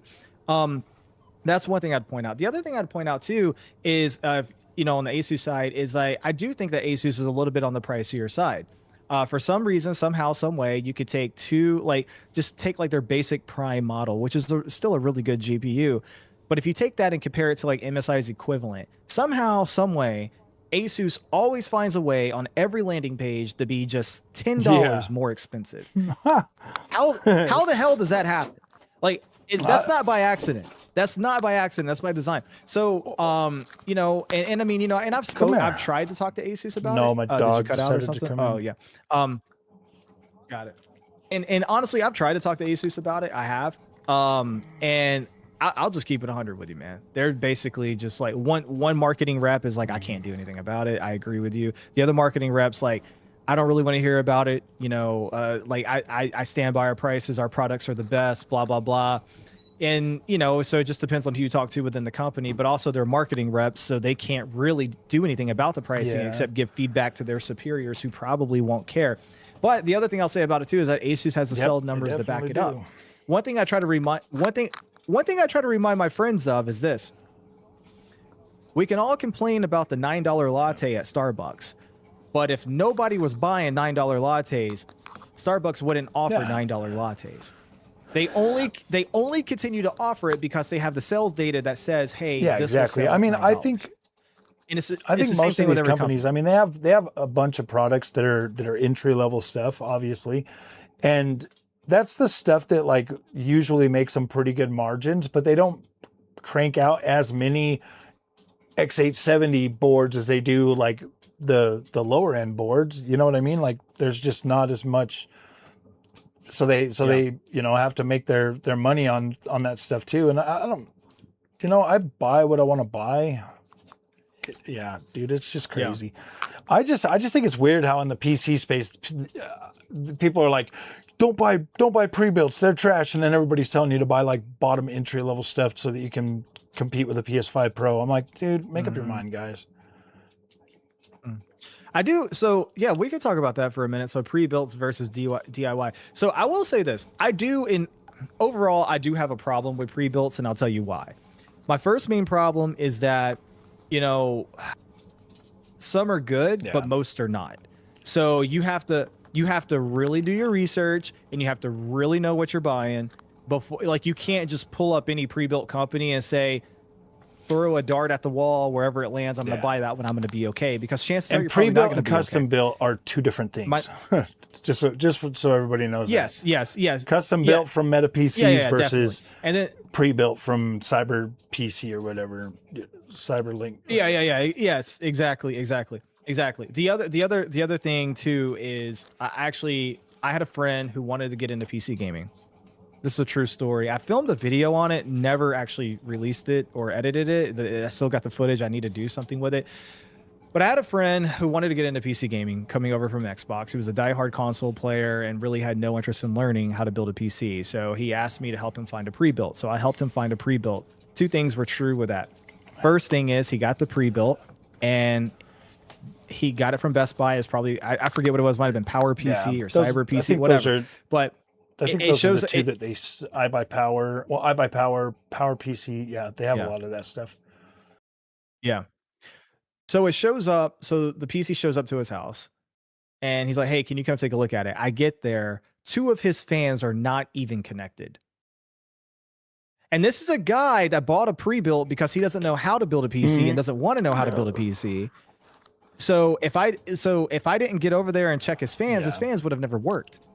And of course, it wasn't the airflow that told him that anything was wrong, because he didn't know what to look for.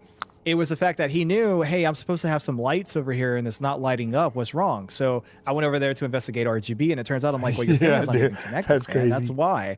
So that's the first problem with buying a pre-built PC. The second thing is, to him, it just became another product that he bought off the shelf. So that pre-built PC that he bought partially for gaming, he never even tried a PC game on it.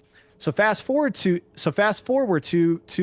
years, he comes back, he says, "Hey, now I want to give PC gaming a shot. And you know what? Let's just go all in. Let's build a PC." So he came over here to the studio. I helped him build a PC.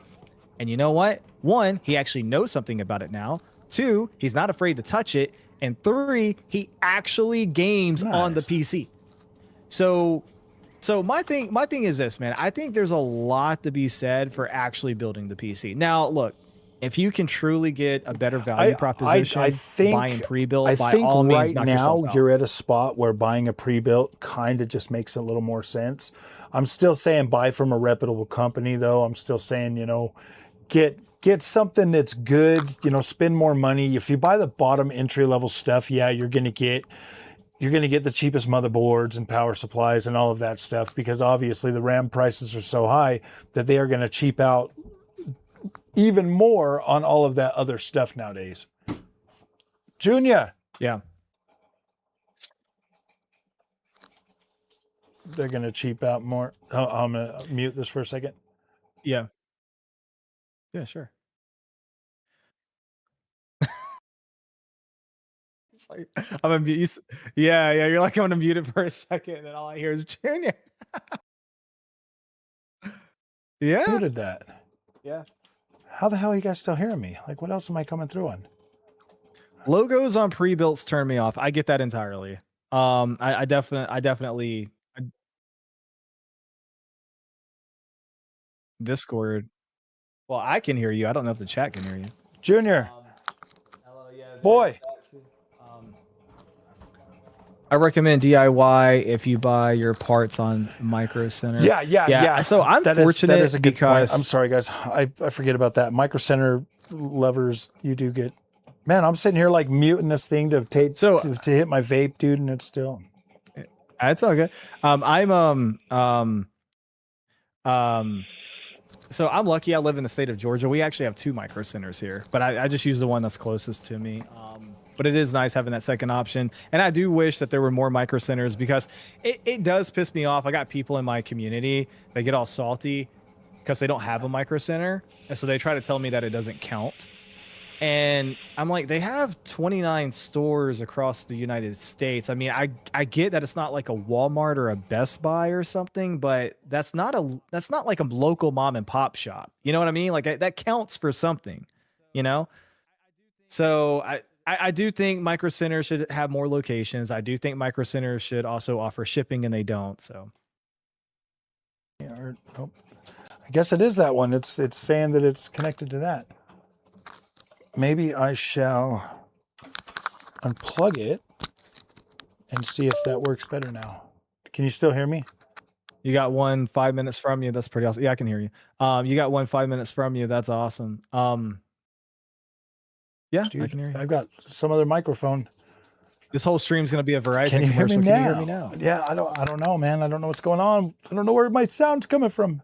Yeah, Taekwondo got in trouble at Micro Center for filming. Really? I went to Micro Center. Yeah, I went to Micro Center once, camped out to get a 5090, but they only had 7 and I was 20. Yeah, I talked about that. I actually got a video on my channel. I'm looking over here because I'm looking at the chat, but I talked about that on my channel whenever the 50 series launched. I talked about the spreadsheet that leaked that had a list of all the 5090s across the United States at every Micro Center. And yeah, there were some stores that didn't even get any, and there were some that had like 4, 5, 6, 7. Wild. It was ridiculous.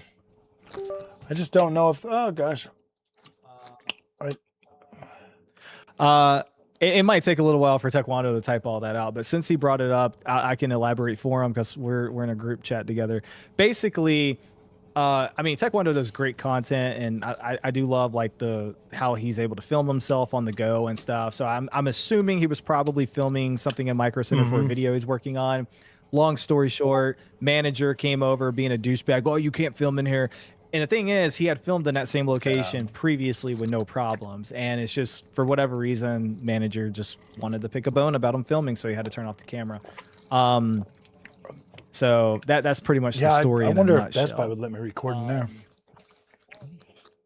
Oh, dude, the nearest one to me is 6 hours away in Marietta, Georgia. That's my Micro Center, and it's only 24 minutes away from me. My closest one is, I think, Colorado. Dude, if you ever drive to Marietta, Georgia, DM me or something. Hit me up.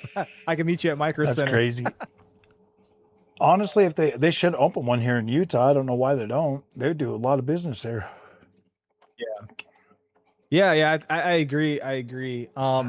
Yeah, I think there needs to be more, like, given how big the PC space is, I think there should be more. I think there should be more like PC related businesses where you can go and buy hardware, like in person. Best Buy and Walmart both offer a little more now in person, but for the longest time, Walmart didn't offer anything, and Best Buy was like, only it's so online. hard to get stuff at Best Buy though. I mean, like I could go pick up a 5060 Ti right now, but everything else, like I mean, it's It is. I do like Best Buy because they never really go out of their way to jack up their prices, like Newegg and everywhere else does. Amazon, you know, like I've always been able to get MSRP at Best Buy, Yeah. so I just usually buy it there. Yeah. Yeah. Let me. I used to be a big fan of Best Buy, especially when you could get like Founders Edition models, but then they just became super lame.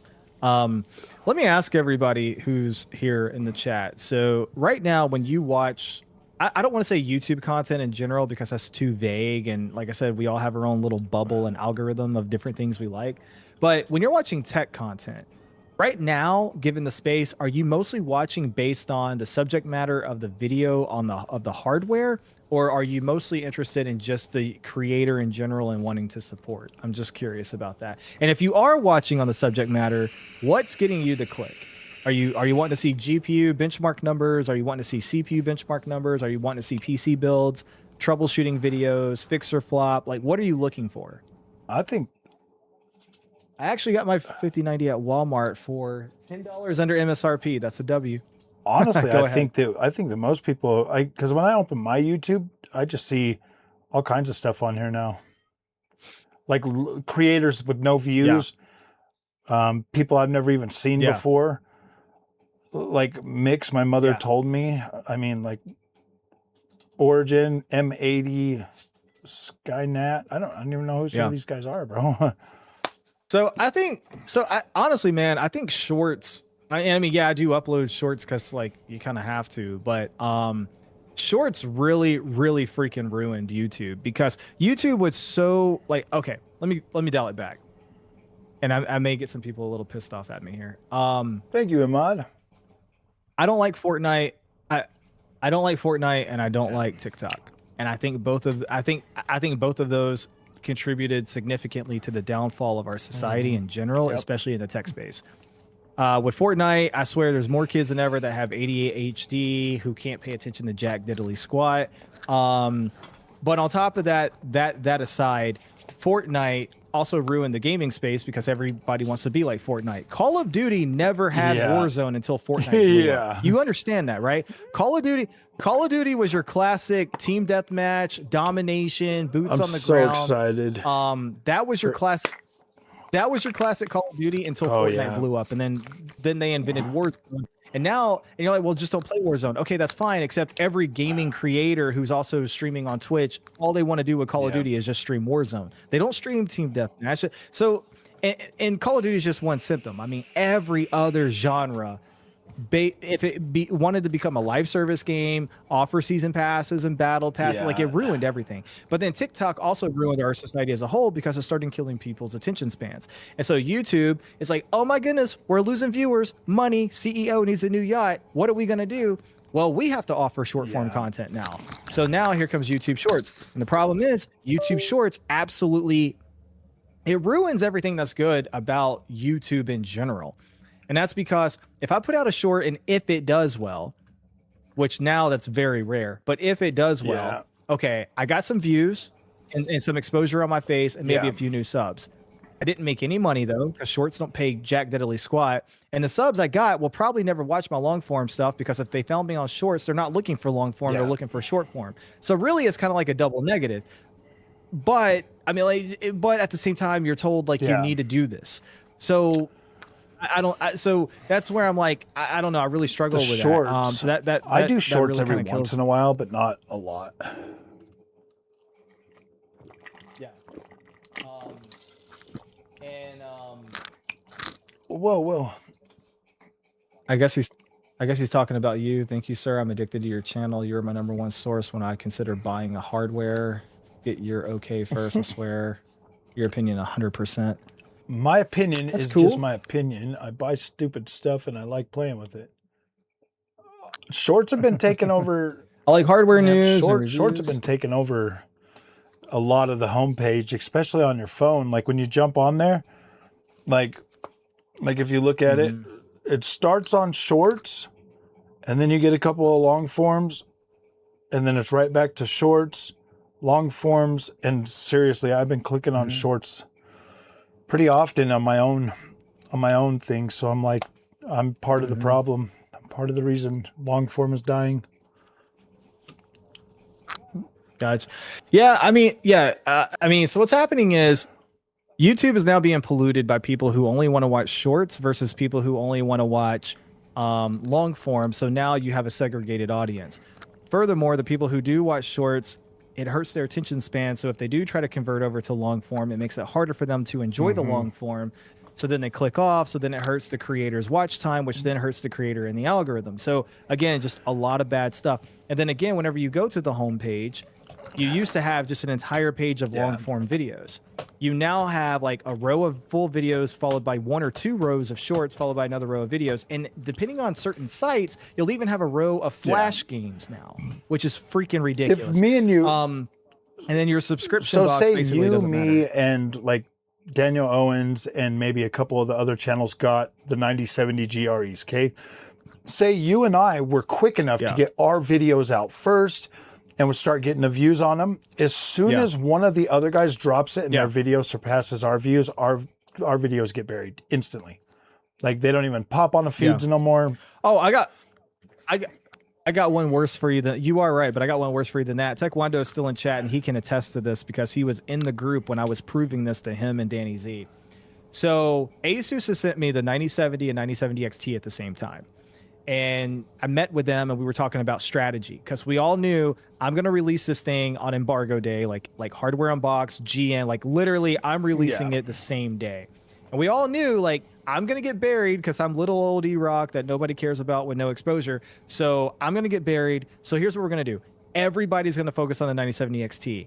E-Rock, you do the 9070 because you'll literally be the only freaking creator with a 9070 video. I'm like, that's brilliant. Let's do it, right? Hindsight 2020. That was stupid. Yeah. Never do that. So 1, I still got buried. 2, I got even less views because there was less interest in the 9070. 3, I released the 9070 XT later and it went on to outperform the 9070 just to prove how little interest there was in the 9070. And finally, I was the only creator with a 9070. Which means if you go type in 9070 review, I should have been the only one popping up, right? Right? No. And this is where Taekwondo and Danny Z can back me up on this. I showed them screenshots of this happening. I was the only creator on launch day with a 9070 review while everybody else had 9070 XTs up. If you went and searched for 9070 on YouTube, all you got were 9070 XT videos. And it was Hardware Unbox, Linus and Jay and GN and all the usuals. And then on page 2, you got a 9070 video and it was mine. That's so crazy. That's how broken. That's how freaking broken it's horrible because I think my 9070 XT review went up the very next day because I didn't get my 9070. I didn't get one of the base models that they could do reviews on. I got an OC model, so my review had to go up a day after. And my 9070 XT videos did very well for my channel at that time. But I got the XFX Mercury Magnetic Air too. And so that was the one I was covering. And then I also got the one that Lisa Sue sent. I remember that. Yeah. You got the Lisa Sue one, dude. That one is still so hella awesome, bro. You'd think I would have gotten 100,000 views on something like that, but nope. Yeah, it's crazy. Yeah, we should probably catch up on chat a little bit. So I know Taekwondo is like 75% the creator, 25% the content. Latest tech updates and clock just clicking with the creator. Both E-Rock, appreciate the feedback. Honestly, subject matter, I thought I cared more about personality until Froggy started talking about the PS5 Pro and I just couldn't watch it. That's messed up. I mainly look at newest consumer electronics. I just like different perspectives on tech. It is a little bit messed up. Thank you, sir. Just for that, you're getting a whole week of PS5 Pro content. A whole week. I like hardware news and reviews. I guess if you made me pick a specific topic, I usually click on. Actually, I'll go scroll through my home page and see what I add to queue. Good evening, everybody. Good evening. Shorts are the bear of my existence. So annoying that I have to click a button. Yeah, every so often to say show less off. Dude, I do that too. I say show me less shorts and it still freaking shows me shorts. Yeah, YouTube is really trying to... one thing we haven't seen in years. One thing we haven't seen in years is image quality comparison and really nuanced stuff, tweaks, etc. But I probably have 0 subs. When you say image quality comparison, are you talking like ultra settings versus high, or are you talking about like DLSS quality versus performance? Can you be more specific on that? AI hype news is worse than shorts. Yeah, I agree. AI sucks in general. I only get goth girls in my shorts, so yeah, okay, I probably. Generally, the most viewed videos are drama. I agree. Stay tuned to find out. Are you guys watching NVIDIA live stream? I'm not. No, I'll probably go back and catch up later. I'm curious to know how the GTA leak affected your channel. So Froggy can weigh in on that. It wasn't. Hey, while you respond to that, I need honestly to use the I thought I was going to get a lot more fallback on the GTA stuff than I did. Actually, it's been pretty good. People have been fairly understanding, you know, because it wasn't like something that was planned or anything. They've actually been pretty good. They didn't get a massive drop off of people that subbed to the channel and stuff. So that was pretty cool. A lot of the people subscribed during the apologize video, so it was pretty good. Like pretty good. It's been all right.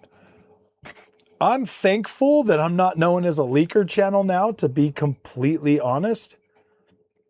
That means, I mean, like my brand deals are still okay. Like the brands that I'm working with are still okay. So Frog is so I don't give a exactly.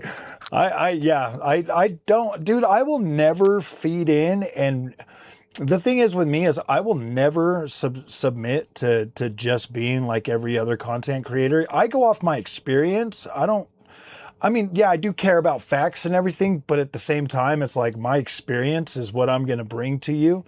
If you don't like that, then cool. But most people resonate more with that than they do with the whole some tech nerd telling them that this tech is trash, because it's like, dude, you don't.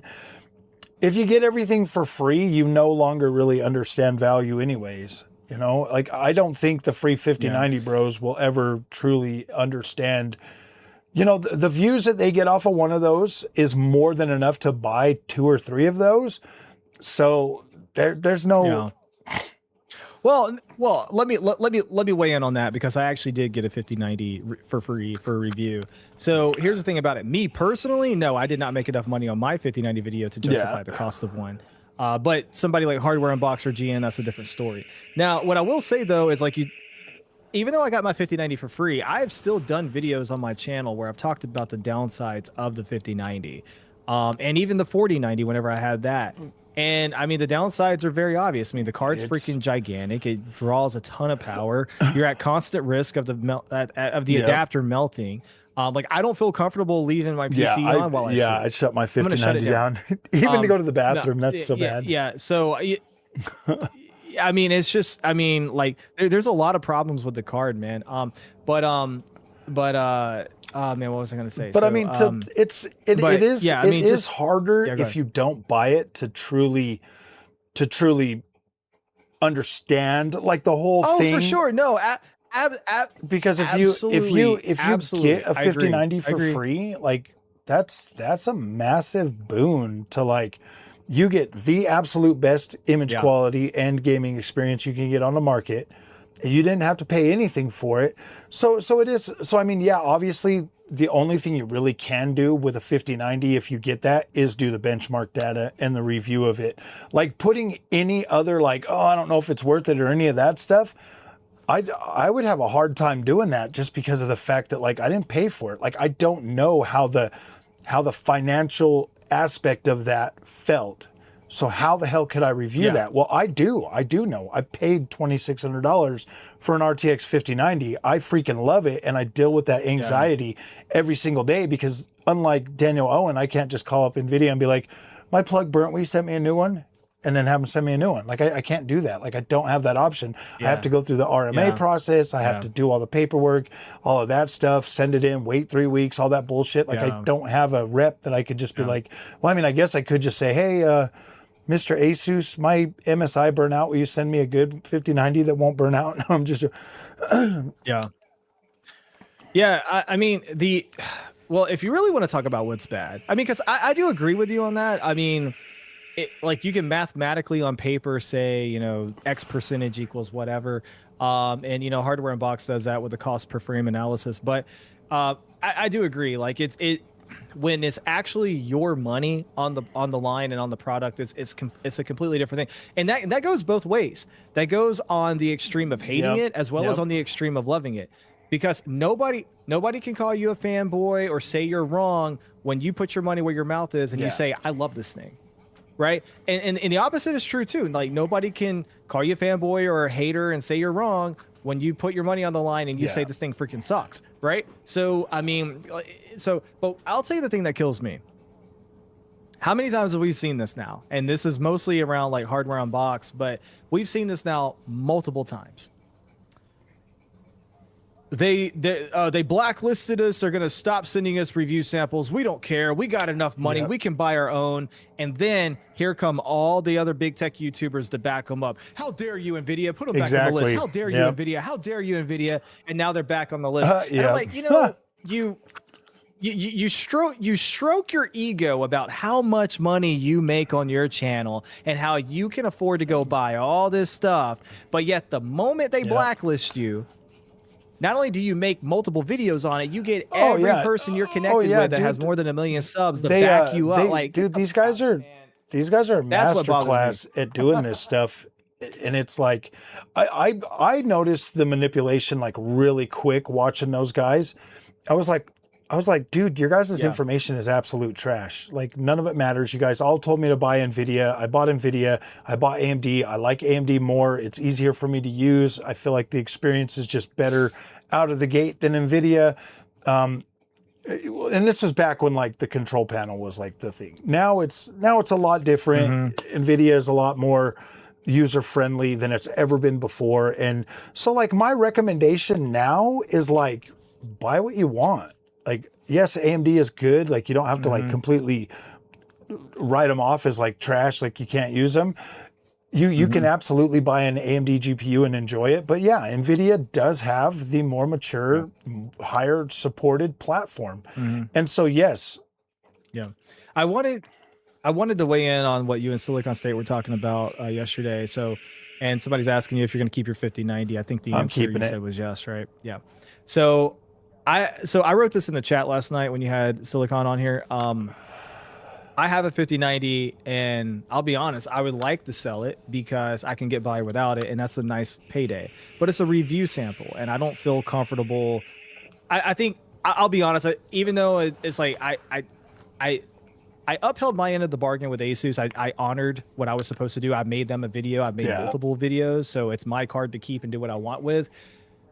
It's pretty crappy though, for me to be like, hey, like my bills are paid. I'm not hurting financially. So it's like, it's pretty crappy of me to be like, yeah, I'll take that really expensive card, make some videos on it and then profit $3,000 like that. It's a pretty crappy thing to do, but also I'm going to need it for future content. You know, not only I make all of my videos now with the 5090 using an AV1 encoder.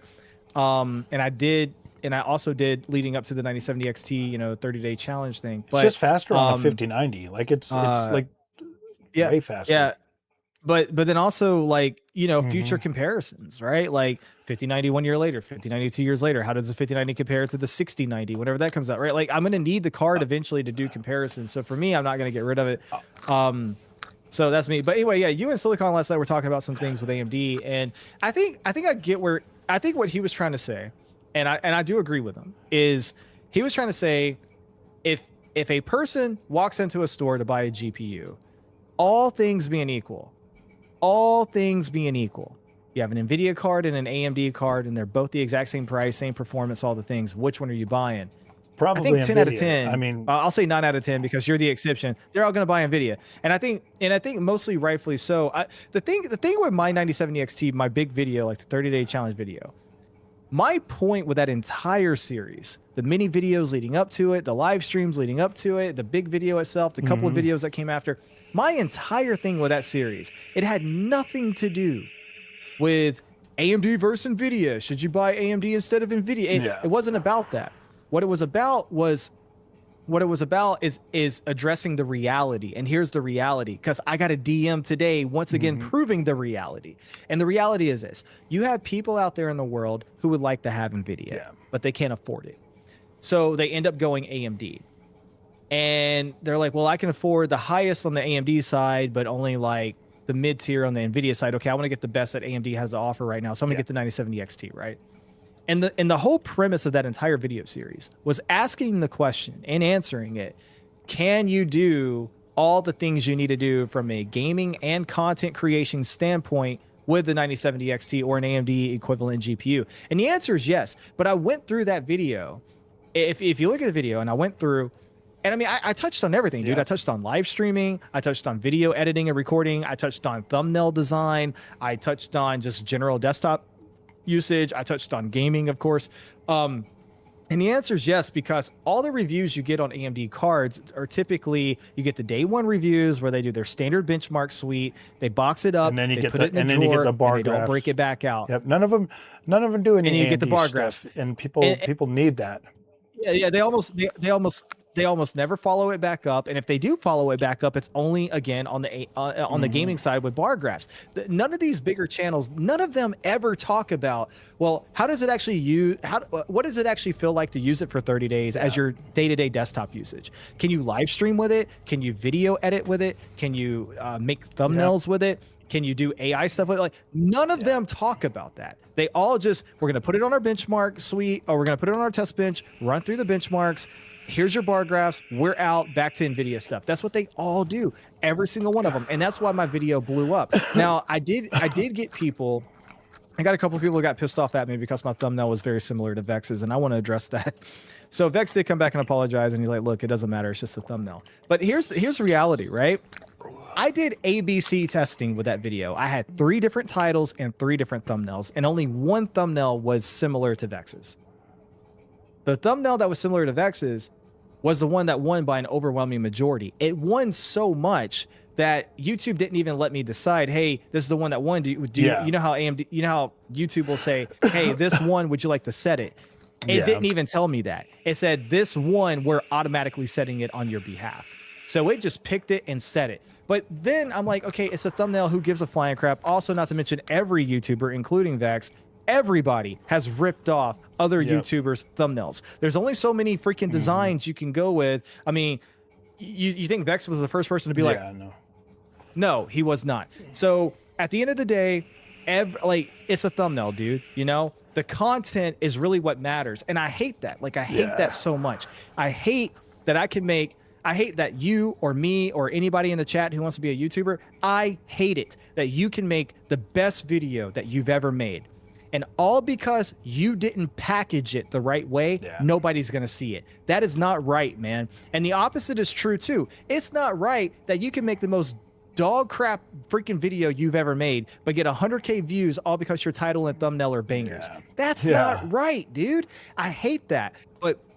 But unfortunately, that's how it works. But if you look at the content that I actually made, it's about double the length of what Vex put out. Right? I covered more stuff. It was more detail. And not to mention, I'm not pulling any views from his video because his video was over 2 years ago. It's got 1.2 million views. My little 200K is not pulling from him. Right? So even if you wanted to make the argument, oh, you stole my content. Bro, it's tech YouTube. Like, if I make a 5090 video and you make a 5090 video, did you steal from me? It's no. Exactly. Like, anyway, so I digress. But anyway, a lot of people might be looking at this and be like, man, Erock's complaining and taking shots and calling whatever. But I have a new perspective after taking some time off from my brother dying and nobody caring. I'm at a point now where I'm tired of waking up every day and getting knocked to the ground because some data center bro wants to jack up all the prices of RAM and hog our water in our community, and we have to go to town halls and vote on it. Like, I'm just sick of everything, man. It freaking is what it is, you know? And it's like, if I did the work and made a high quality video, I deserve to get the views just as much as the next guy, regardless of the title and the thumbnail. And if I have to use your title and thumbnail and tweak it just a little bit, just so the algorithm will favor me, I'm going to do that, and you can get over it. So I might try that. But anyway, the title of the stream is, I might try using somebody else's freaking thing to see if it works. Never, not You've once. never done that, dude. You've never done that, dude. Okay, I have you ever barely gone to ever one of the put out. YouTube? The No, YouTube I quit guru listening to those videos? guys after they're wrong all the time. Okay. So, bro. All right, listen. All right. There's a whole I don't know if you know this. There's an entire okay, first of all, the reason I'm doing all this is because the title is literally called The Hardship of Being a Tech YouTuber. And this is part of behind the scenes, people. Okay. Look, so real talk. There's an entire niche on YouTube of people that talk about how to grow on YouTube. I've seen some of those like vidIQ and Think Media and all them guys. Yes, yes, exactly. So okay. Annoying. If you watch enough of their content, particularly around thumbnail design, every one of them at some point recommends taking inspiration from other creators. Meaning, hey, I made a video on ABC. I don't know what the thumbnail should be. So what are you going to do? You're going to go to YouTube. You're going to type in ABC. You're going to look at all the other videos that address the exact same subject.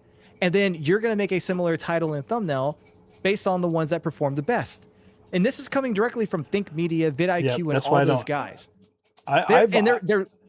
They're literally telling millions of people to do this. I watched some of those when I first started. And like, I just came away feeling more depressed every time I'd watch their videos. So I just quit and started doing things my own way. And yeah, dude, I make however my phone will let me edit my thumbnails is how I do it. I don't do any of it on the PC. I do everything right from my phone. I think that's just the best way for me. Yeah, that's a silly argument people make because they don't want to like it. Trying to catch up on chat, see what's going on. Vex and all them act like a bunch of you're not complaining, you're explaining. I appreciate that, Taekwondo. Thank you. Yeah, of course. Wait, are you talking about the video Asus Prime GPU? How can anyone claim that's a stolen thumbnail idea? Yeah, that's the video I'm talking about. I mean, yeah. So if you go to Vex's channel and if you type in I tried AMD to see how bad it is or something like that, you'll see a very similar thumbnail and title. Mine is like, I tried it for 30 days. Like I explained it a little more. But the thing is, dude, it's like, okay, let's drop all of that for a second. Go to YouTube and type in RTX 5090 review and look at how many videos pop up with those words in the title. RTX 5090 review, NVIDIA 5090 review, 5090 review. You know what I mean? Like, if you're in any niche, dude, there's only so many words and combinations of thumbnails that you can use before eventually you're going to overlap with somebody. Mine says 5090 experience review. Because I reviewed the experience. Okay. So experience would be the thing. Yeah. So the experience for you would be, you know, the key word that would make it technically different, but you're still using the word 5090 review, right? Like the honeymoon experience, bro. Yeah.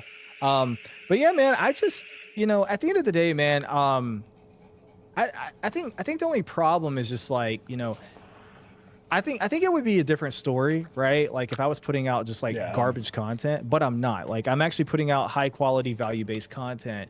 And then when I compare it to other people who are performing better, I'm just like, that's not right. I really do think that YouTube holds us back because I'll see videos, they'll go up and they'll be like boom, boom, boom, and then all of a sudden flat. They'll just drop right off, dude. It's like, okay, whatever. I'm like, yeah. So he's like, it's a picture of a graphics card though. Exactly. And there was technically a lot of differences between it, right? I had a 3-fan design. He had a 2-fan design. I have an Asus card. He has a Sapphire card. I'm talking about the 9070 XT. He's talking about the 6700 XT. Lots of differences there. But when that video first went live, Vex had left a comment saying, nice thumbnail. That's all he said. Now you can interpret that however you want to interpret it, but it kind of comes across like nice thumbnail, dude. You took my video, you know what I mean? So then he had like 5 or 6 subscribers come to my channel. He claims he didn't send them, but they just came over on their own accord and they left just nasty comments, you know, saying I stole his content, I stole his thumbnail, I stole all these things, right? Only 2 days ago, all right, brother, which I don't know why he's doing it now after 2 months. Gotta hop off. Good night, boys. See you, buddy. Thanks for stopping by. But only 2 days ago did he come back and like clarify and was like, oh, dude, I'm sorry. I could see how that was taken. I didn't mean it that way. It's just a thumbnail, not a big deal. And which one, I appreciate him coming back and saying that. But 2, I'm also like, bro, the video's been out for 2 months. Like, why are you now coming back to my channel and writing that? You know, whatever. I don't know.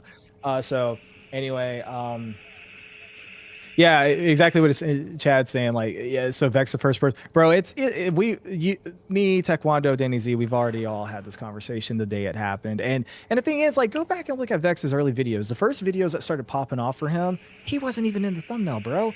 He was literally taking GN, Hardware Unbox, Linus, and taking their faces and their likeness and putting it in thumbnails. He was too.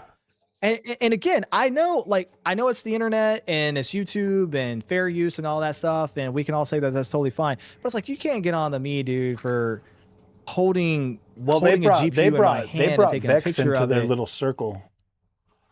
Remember when GN popped in there and gave him money on his thing for a new GPU or something for a 5050 for 8 gigabyte card, and he was like, because he was like, yeah, help me bash this.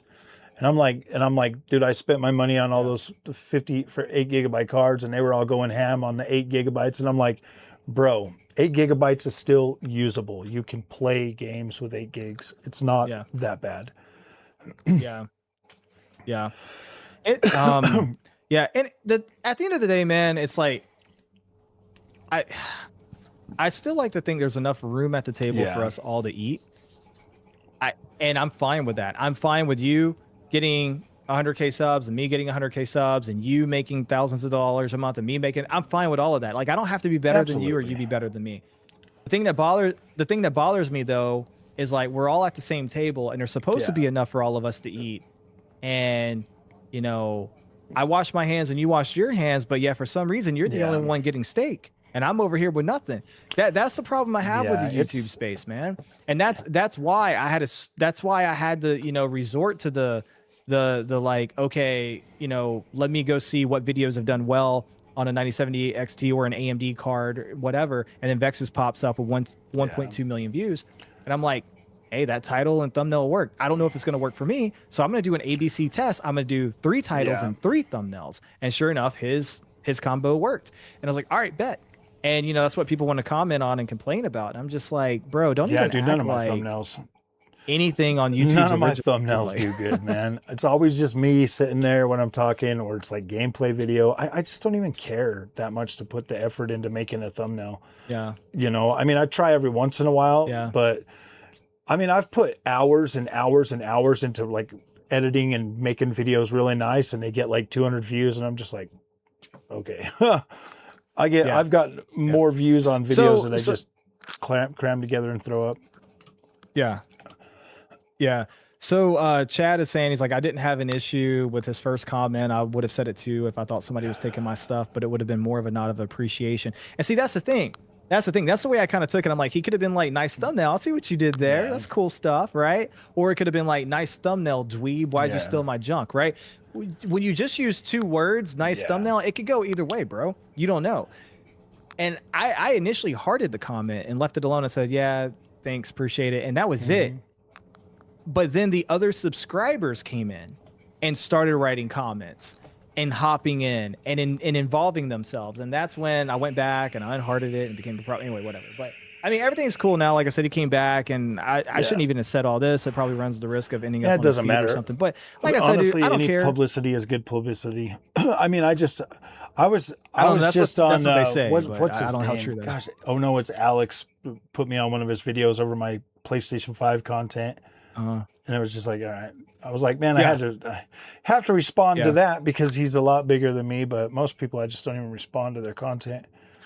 No, you should. So I don't know if you know this. I'm actually kind of cool with Alex.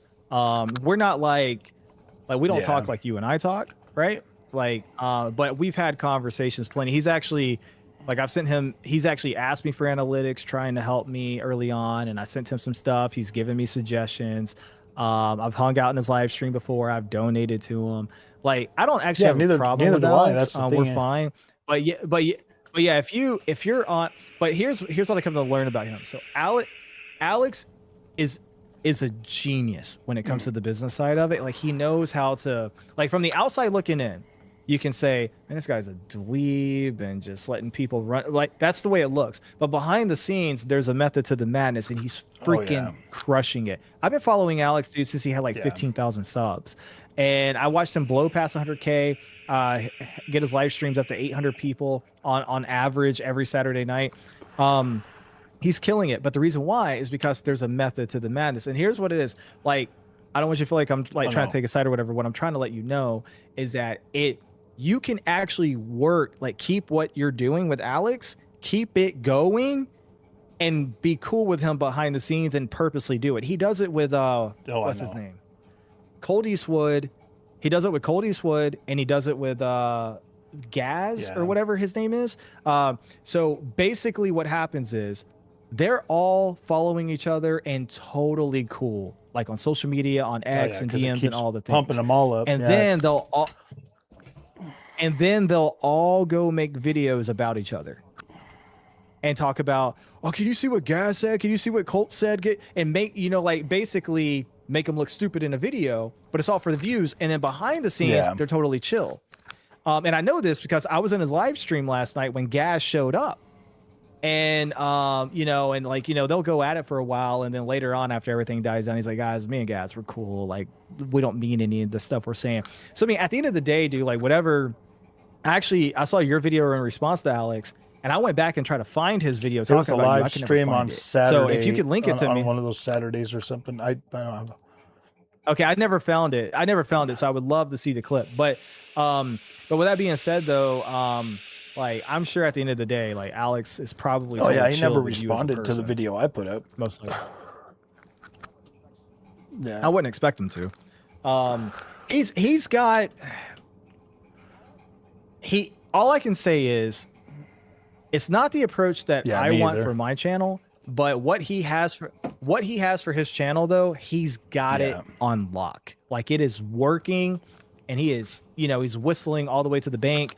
You should see the donations coming in every Saturday night. Ridiculous. Oh no, Alex, I think is a really good example of what it's like to curate a genuine community of followers who actually care about you, the person, beyond the content.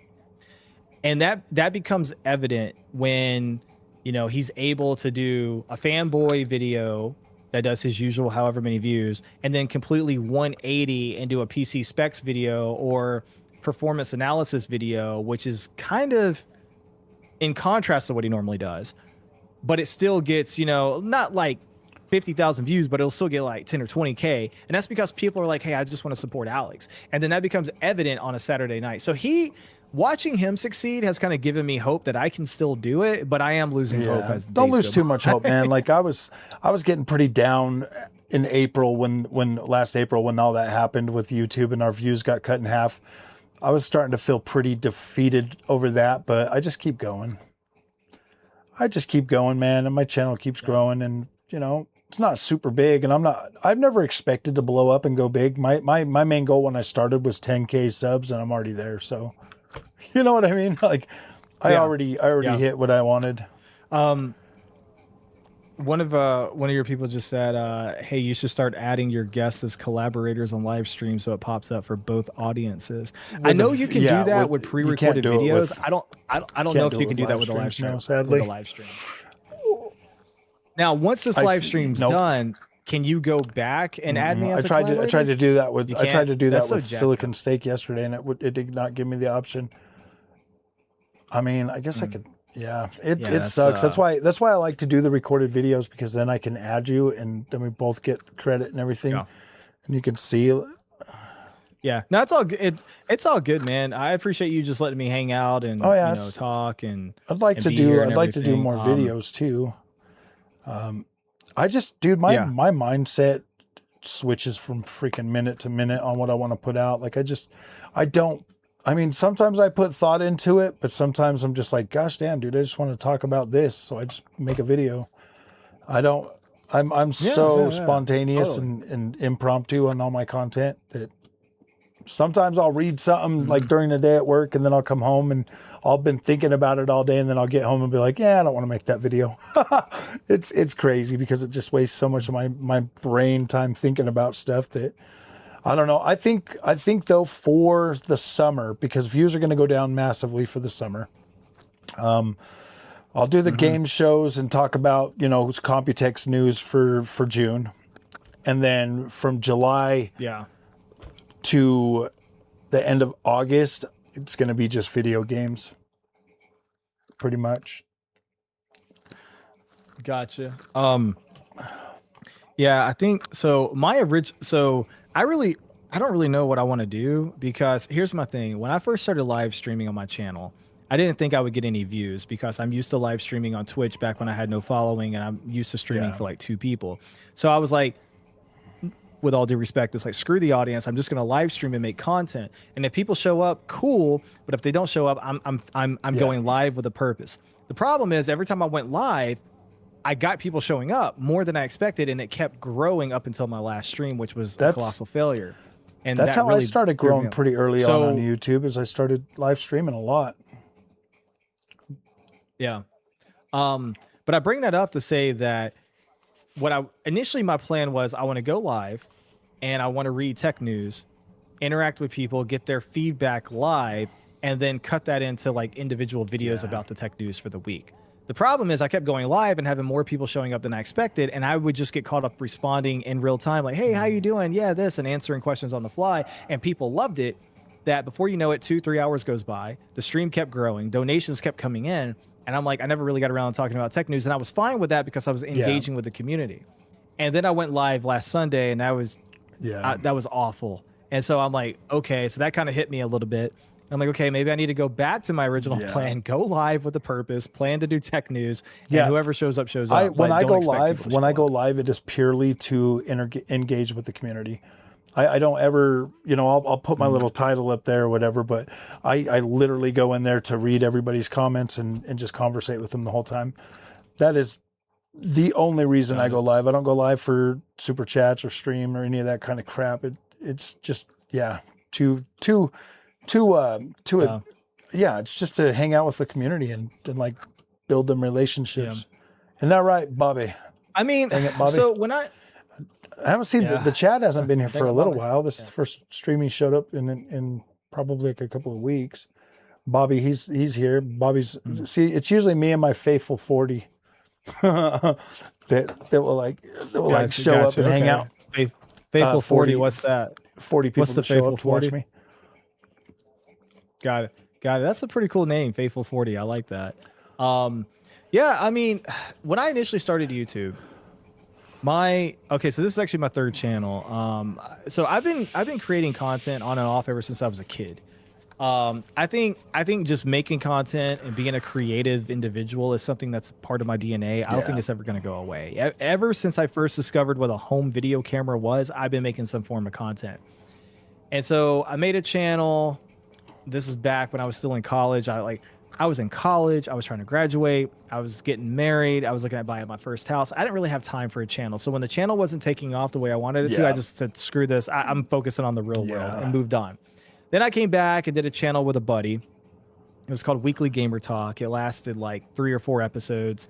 And then we had creative differences. I never understood what that term meant until I went through it. And then I realized, oh yeah, we got creative differences. And so that channel ended. And then I never really went back to YouTube until COVID. And that's when Erock became a thing, ErockOnTech. And I initially created this channel with the idea of it one day replacing my job and it becoming full time. I'm like, if everybody else can do it, I can do it. But unfortunately, the goalpost has shifted, right? Inflation has gotten worse since I started the channel. Cost of living has gotten worse since I started the channel. There's more tech YouTubers today and more competition today than there was when I first started the channel. And YouTube doesn't pay like it paid whenever I first started the channel. I do think ad revenue has gone down. I think, I don't think you're getting paid for the videos like you were getting paid in 2021. Well, I barely monetized in 2021 at the end of the year. Yeah. So there's that, right? But now I'm like, I don't know, because I bring it up because you were talking about I don't go live to make the money and all that. The thing I'll say is this, right? Right now I'm good. I'm a software engineer. November makes 9 years. I've been with my company. I don't need I don't do YouTube for the money. I do it because of the passion. This is what I want. My day job is what I have to do. This is what I want to do. Right. And I'm like, if other people can do it, why not me? As long as my information is factual, I'm helping people, which there's plenty of videos and comments that prove that I have, then I'm like, why not me? But unfortunately, I got the call a couple of weeks ago that in the next year, less than a year, probably 7 months actually, by the end of the year, I'll more than likely be losing my job. And it's not due to AI, it's due to Mexico. They want to outsource my job Oh, to wow, Mexico for bro. cheaper labor. So and after June 1st, my boss is supposed to talk with me and put together a game plan, and hopefully we can find another job for me within the company so I don't have to leave the company. But I'm thinking if I do leave the company, I got a mortgage, a wife, and a son. And I'm like, well, now I'm kind of grateful I have the YouTube channel because it's not a lot of money. It can't even come close Yeah. to what I make at my job, but at least it's not zero.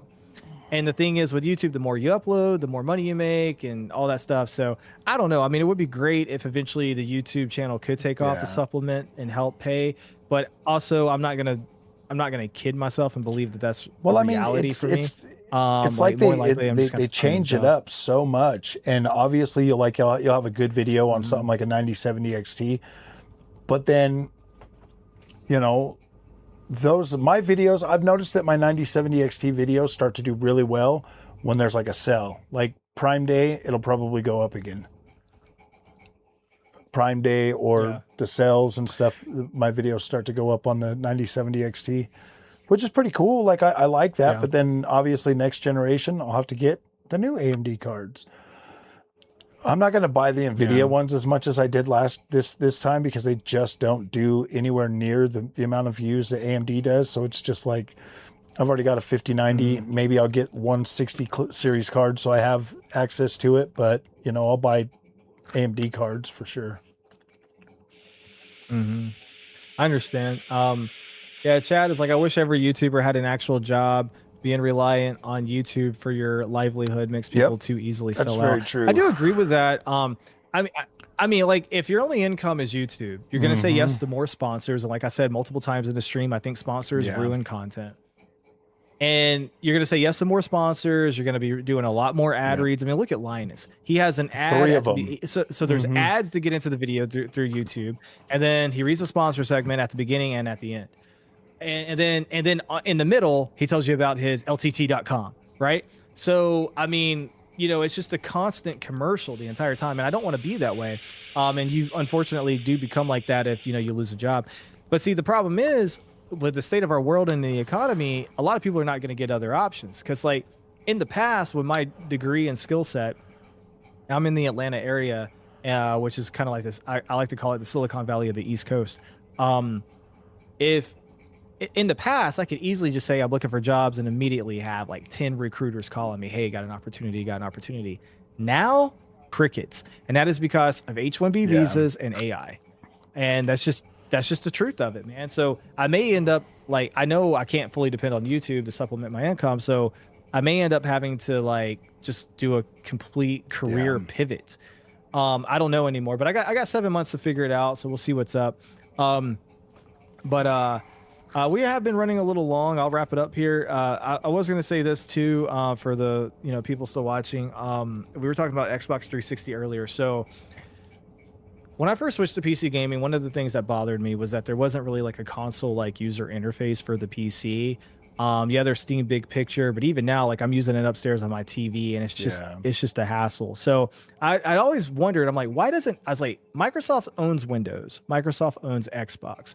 Why doesn't Microsoft, bring the console UI to Windows, or even make, the console interface as an OS for the PC hardware? Why doesn't it? And they just haven't done it.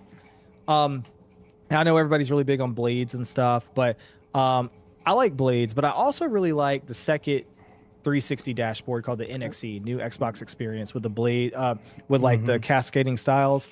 So in my 9070 XT video, midway through, there's a clip where I show off the app. So I have built that app to be a fully functioning full screen app on your PC that connects to your Steam library. You can even connect it to your to Epic Store. You can connect it to Game Pass, and you can even point it directly to manual exe files like off of GOG or whatever. And the idea is to be a full screen console-like user interface that works with your controller, that looks exactly like the Xbox 360 dashboard. Anyway, whenever I plan on launching it here very soon in the next couple of weeks, and Frog, I'll definitely hook you up with a free copy of it. And but I'm gonna launch it.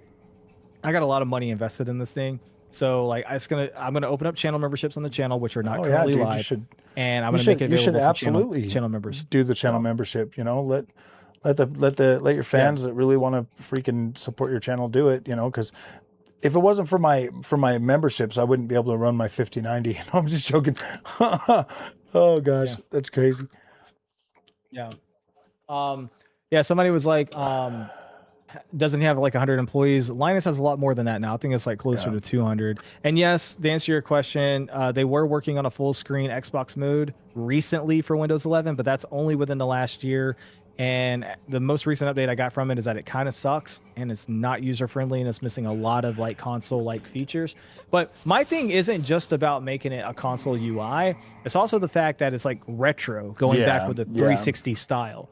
I know a lot of people like the Blades thing, but the NXE, once people forget about the NXE, but every time I show them the app, they're like, "Oh, dude, I remember that." Toward the end of the 360, though. No, that was the second one that they came out with. That was the second one they came out with. The one at the very end of the 360 is the one that basically looks like the Xbox One dashboard. So anyway, anyway, that's about all I got, man. I probably should call it there and go save my voice and stuff. Was there anything else you wanted to say or ask me before? We're good. It's just, like we've been talking about in this whole thing, like being a YouTube creator, a lot of people just don't understand like we also get significantly more negative comments than positive. And those negative comments can literally start chipping at your mindset, bro. Especially if you have a weak mind, it can depress the crap out of you. Because there were some times where when I was doing negative content, like it would affect me significantly more. And you get a lot of that. You get a lot of negative pushback from people and not as much positive. And so that kind of affects you and might have you going into like making different content that you probably shouldn't be just because of it. Yeah, no problem. I see him saying thanks in chat. Yeah, no problem. That's a good point. I'm glad you brought that up. YouTube can be very depressing on your brain, not just because of the views and whatever, but like you can have a video perform well, but then you go and you look at the comments and people literally people will write death threats sometimes over a GPU. Crazy. It's ridiculous. And a lot of times people are like, why are you removing my comments? And it's like, YouTube, I'm not removing your comments. Automatically. Like YouTube is doing it with their AI bot because they caught a word that you said. Like I go sometimes and I'm like, let me approve some of the comments. And I go to look at the held comments and you got the N word, you got the heart. Like, you just got a bunch of stuff that I'm like, I'm like, no wonder why. No wonder why YouTube caught this, man. You're telling people to kill themselves. Yeah, like I don't ever remove content or comments. If YouTube lets them through, I leave them. I don't either. Yeah, same. If YouTube lets it through, I leave it. If YouTube blocks it, I usually probably just let it stay blocked. I've had a couple of times where people have asked me to go review it, and I have, and I'm like, yeah, that shouldn't have got blocked. I don't know why it got blocked, and I'll approve it, but that hasn't happened in a long time. But yeah, man. For those of you who don't know, I do run a tech channel, ErockOnTech. So check it out, subscribe. I'm a nobody on X. I don't know. I can't grow that to save my life. So if you're on X, Twitter, whatever, at ErockOnTech, follow me there. I'd appreciate it. But that's about all I got. And Frog Boy, thank you for having me on, man. I really appreciate it. And I feel like I got to know you. I felt like I got to know you a lot better this stream. Absolutely. So I really appreciate that, man. It's just one of those things. I love tech. I love video games, and I just don't. I don't feel like the kind of guy that likes to. I don't feel like I need to go out of my way to find everything negative about everything, because there's already plenty of that out there. Right, so I just try to be positive. The final thing I'll say is, one thing that you've said in many of your videos that I really have started living myself, and I fully endorse and agree with, is that, look, having the stats is awesome, but at a certain point, turn off the frame rate counter and play the dang game and just enjoy it. And you'll be amazed at how much more you can enjoy the game when you're not constantly looking at the stats. So, man. And I'm speaking from experience, because that's what I did with Batman. Because when you have the split screen and you got your 7-year-old next to you, you have a bunch of stats. You have to get immersed. You have to get immersed. You got to turn it off. If you can't get immersed, you got to. So So I mean, so yeah, I had to turn it off, and I just enjoyed it, and I'm like, man, that was actually really immersive Yeah. and very fun. But anyway, man, I feel like we could talk for 5 more hours, but yeah, I got to get going. Thank you for having me, bro. Thank you guys in the chat. I appreciate it. You guys are awesome. Thank you for all the kind words that I'm seeing there. Will that 360 app be featured on your YouTube channel? Yes, it will within the next 2 weeks. So get subscribed if you're not there. Go check it out. I'm gonna make one more video demoing it, another video fully explaining it and launching it. I'll have it available for channel members. I'm only gonna have 2 tiers: a Discord tier for $1 and the 360 app tier probably for like $3. I won't do anything outrageous or anything. And that's just to encourage the people who want to be members to actually have some reward incentive. And I do have like a couple of $1,000s tied up in building this over the last couple of years. So anyway, but all right, guys, you guys have a good stream or have a good night. Thank you for the stream, and Frog Boy, we'll be in contact. All right, man. my friends, we will see you guys in the next one. Hope you guys enjoyed that stream. We'll have Erock back on a little bit later, but yeah, dude, I appreciate you coming on, and you guys have a good night. See you later.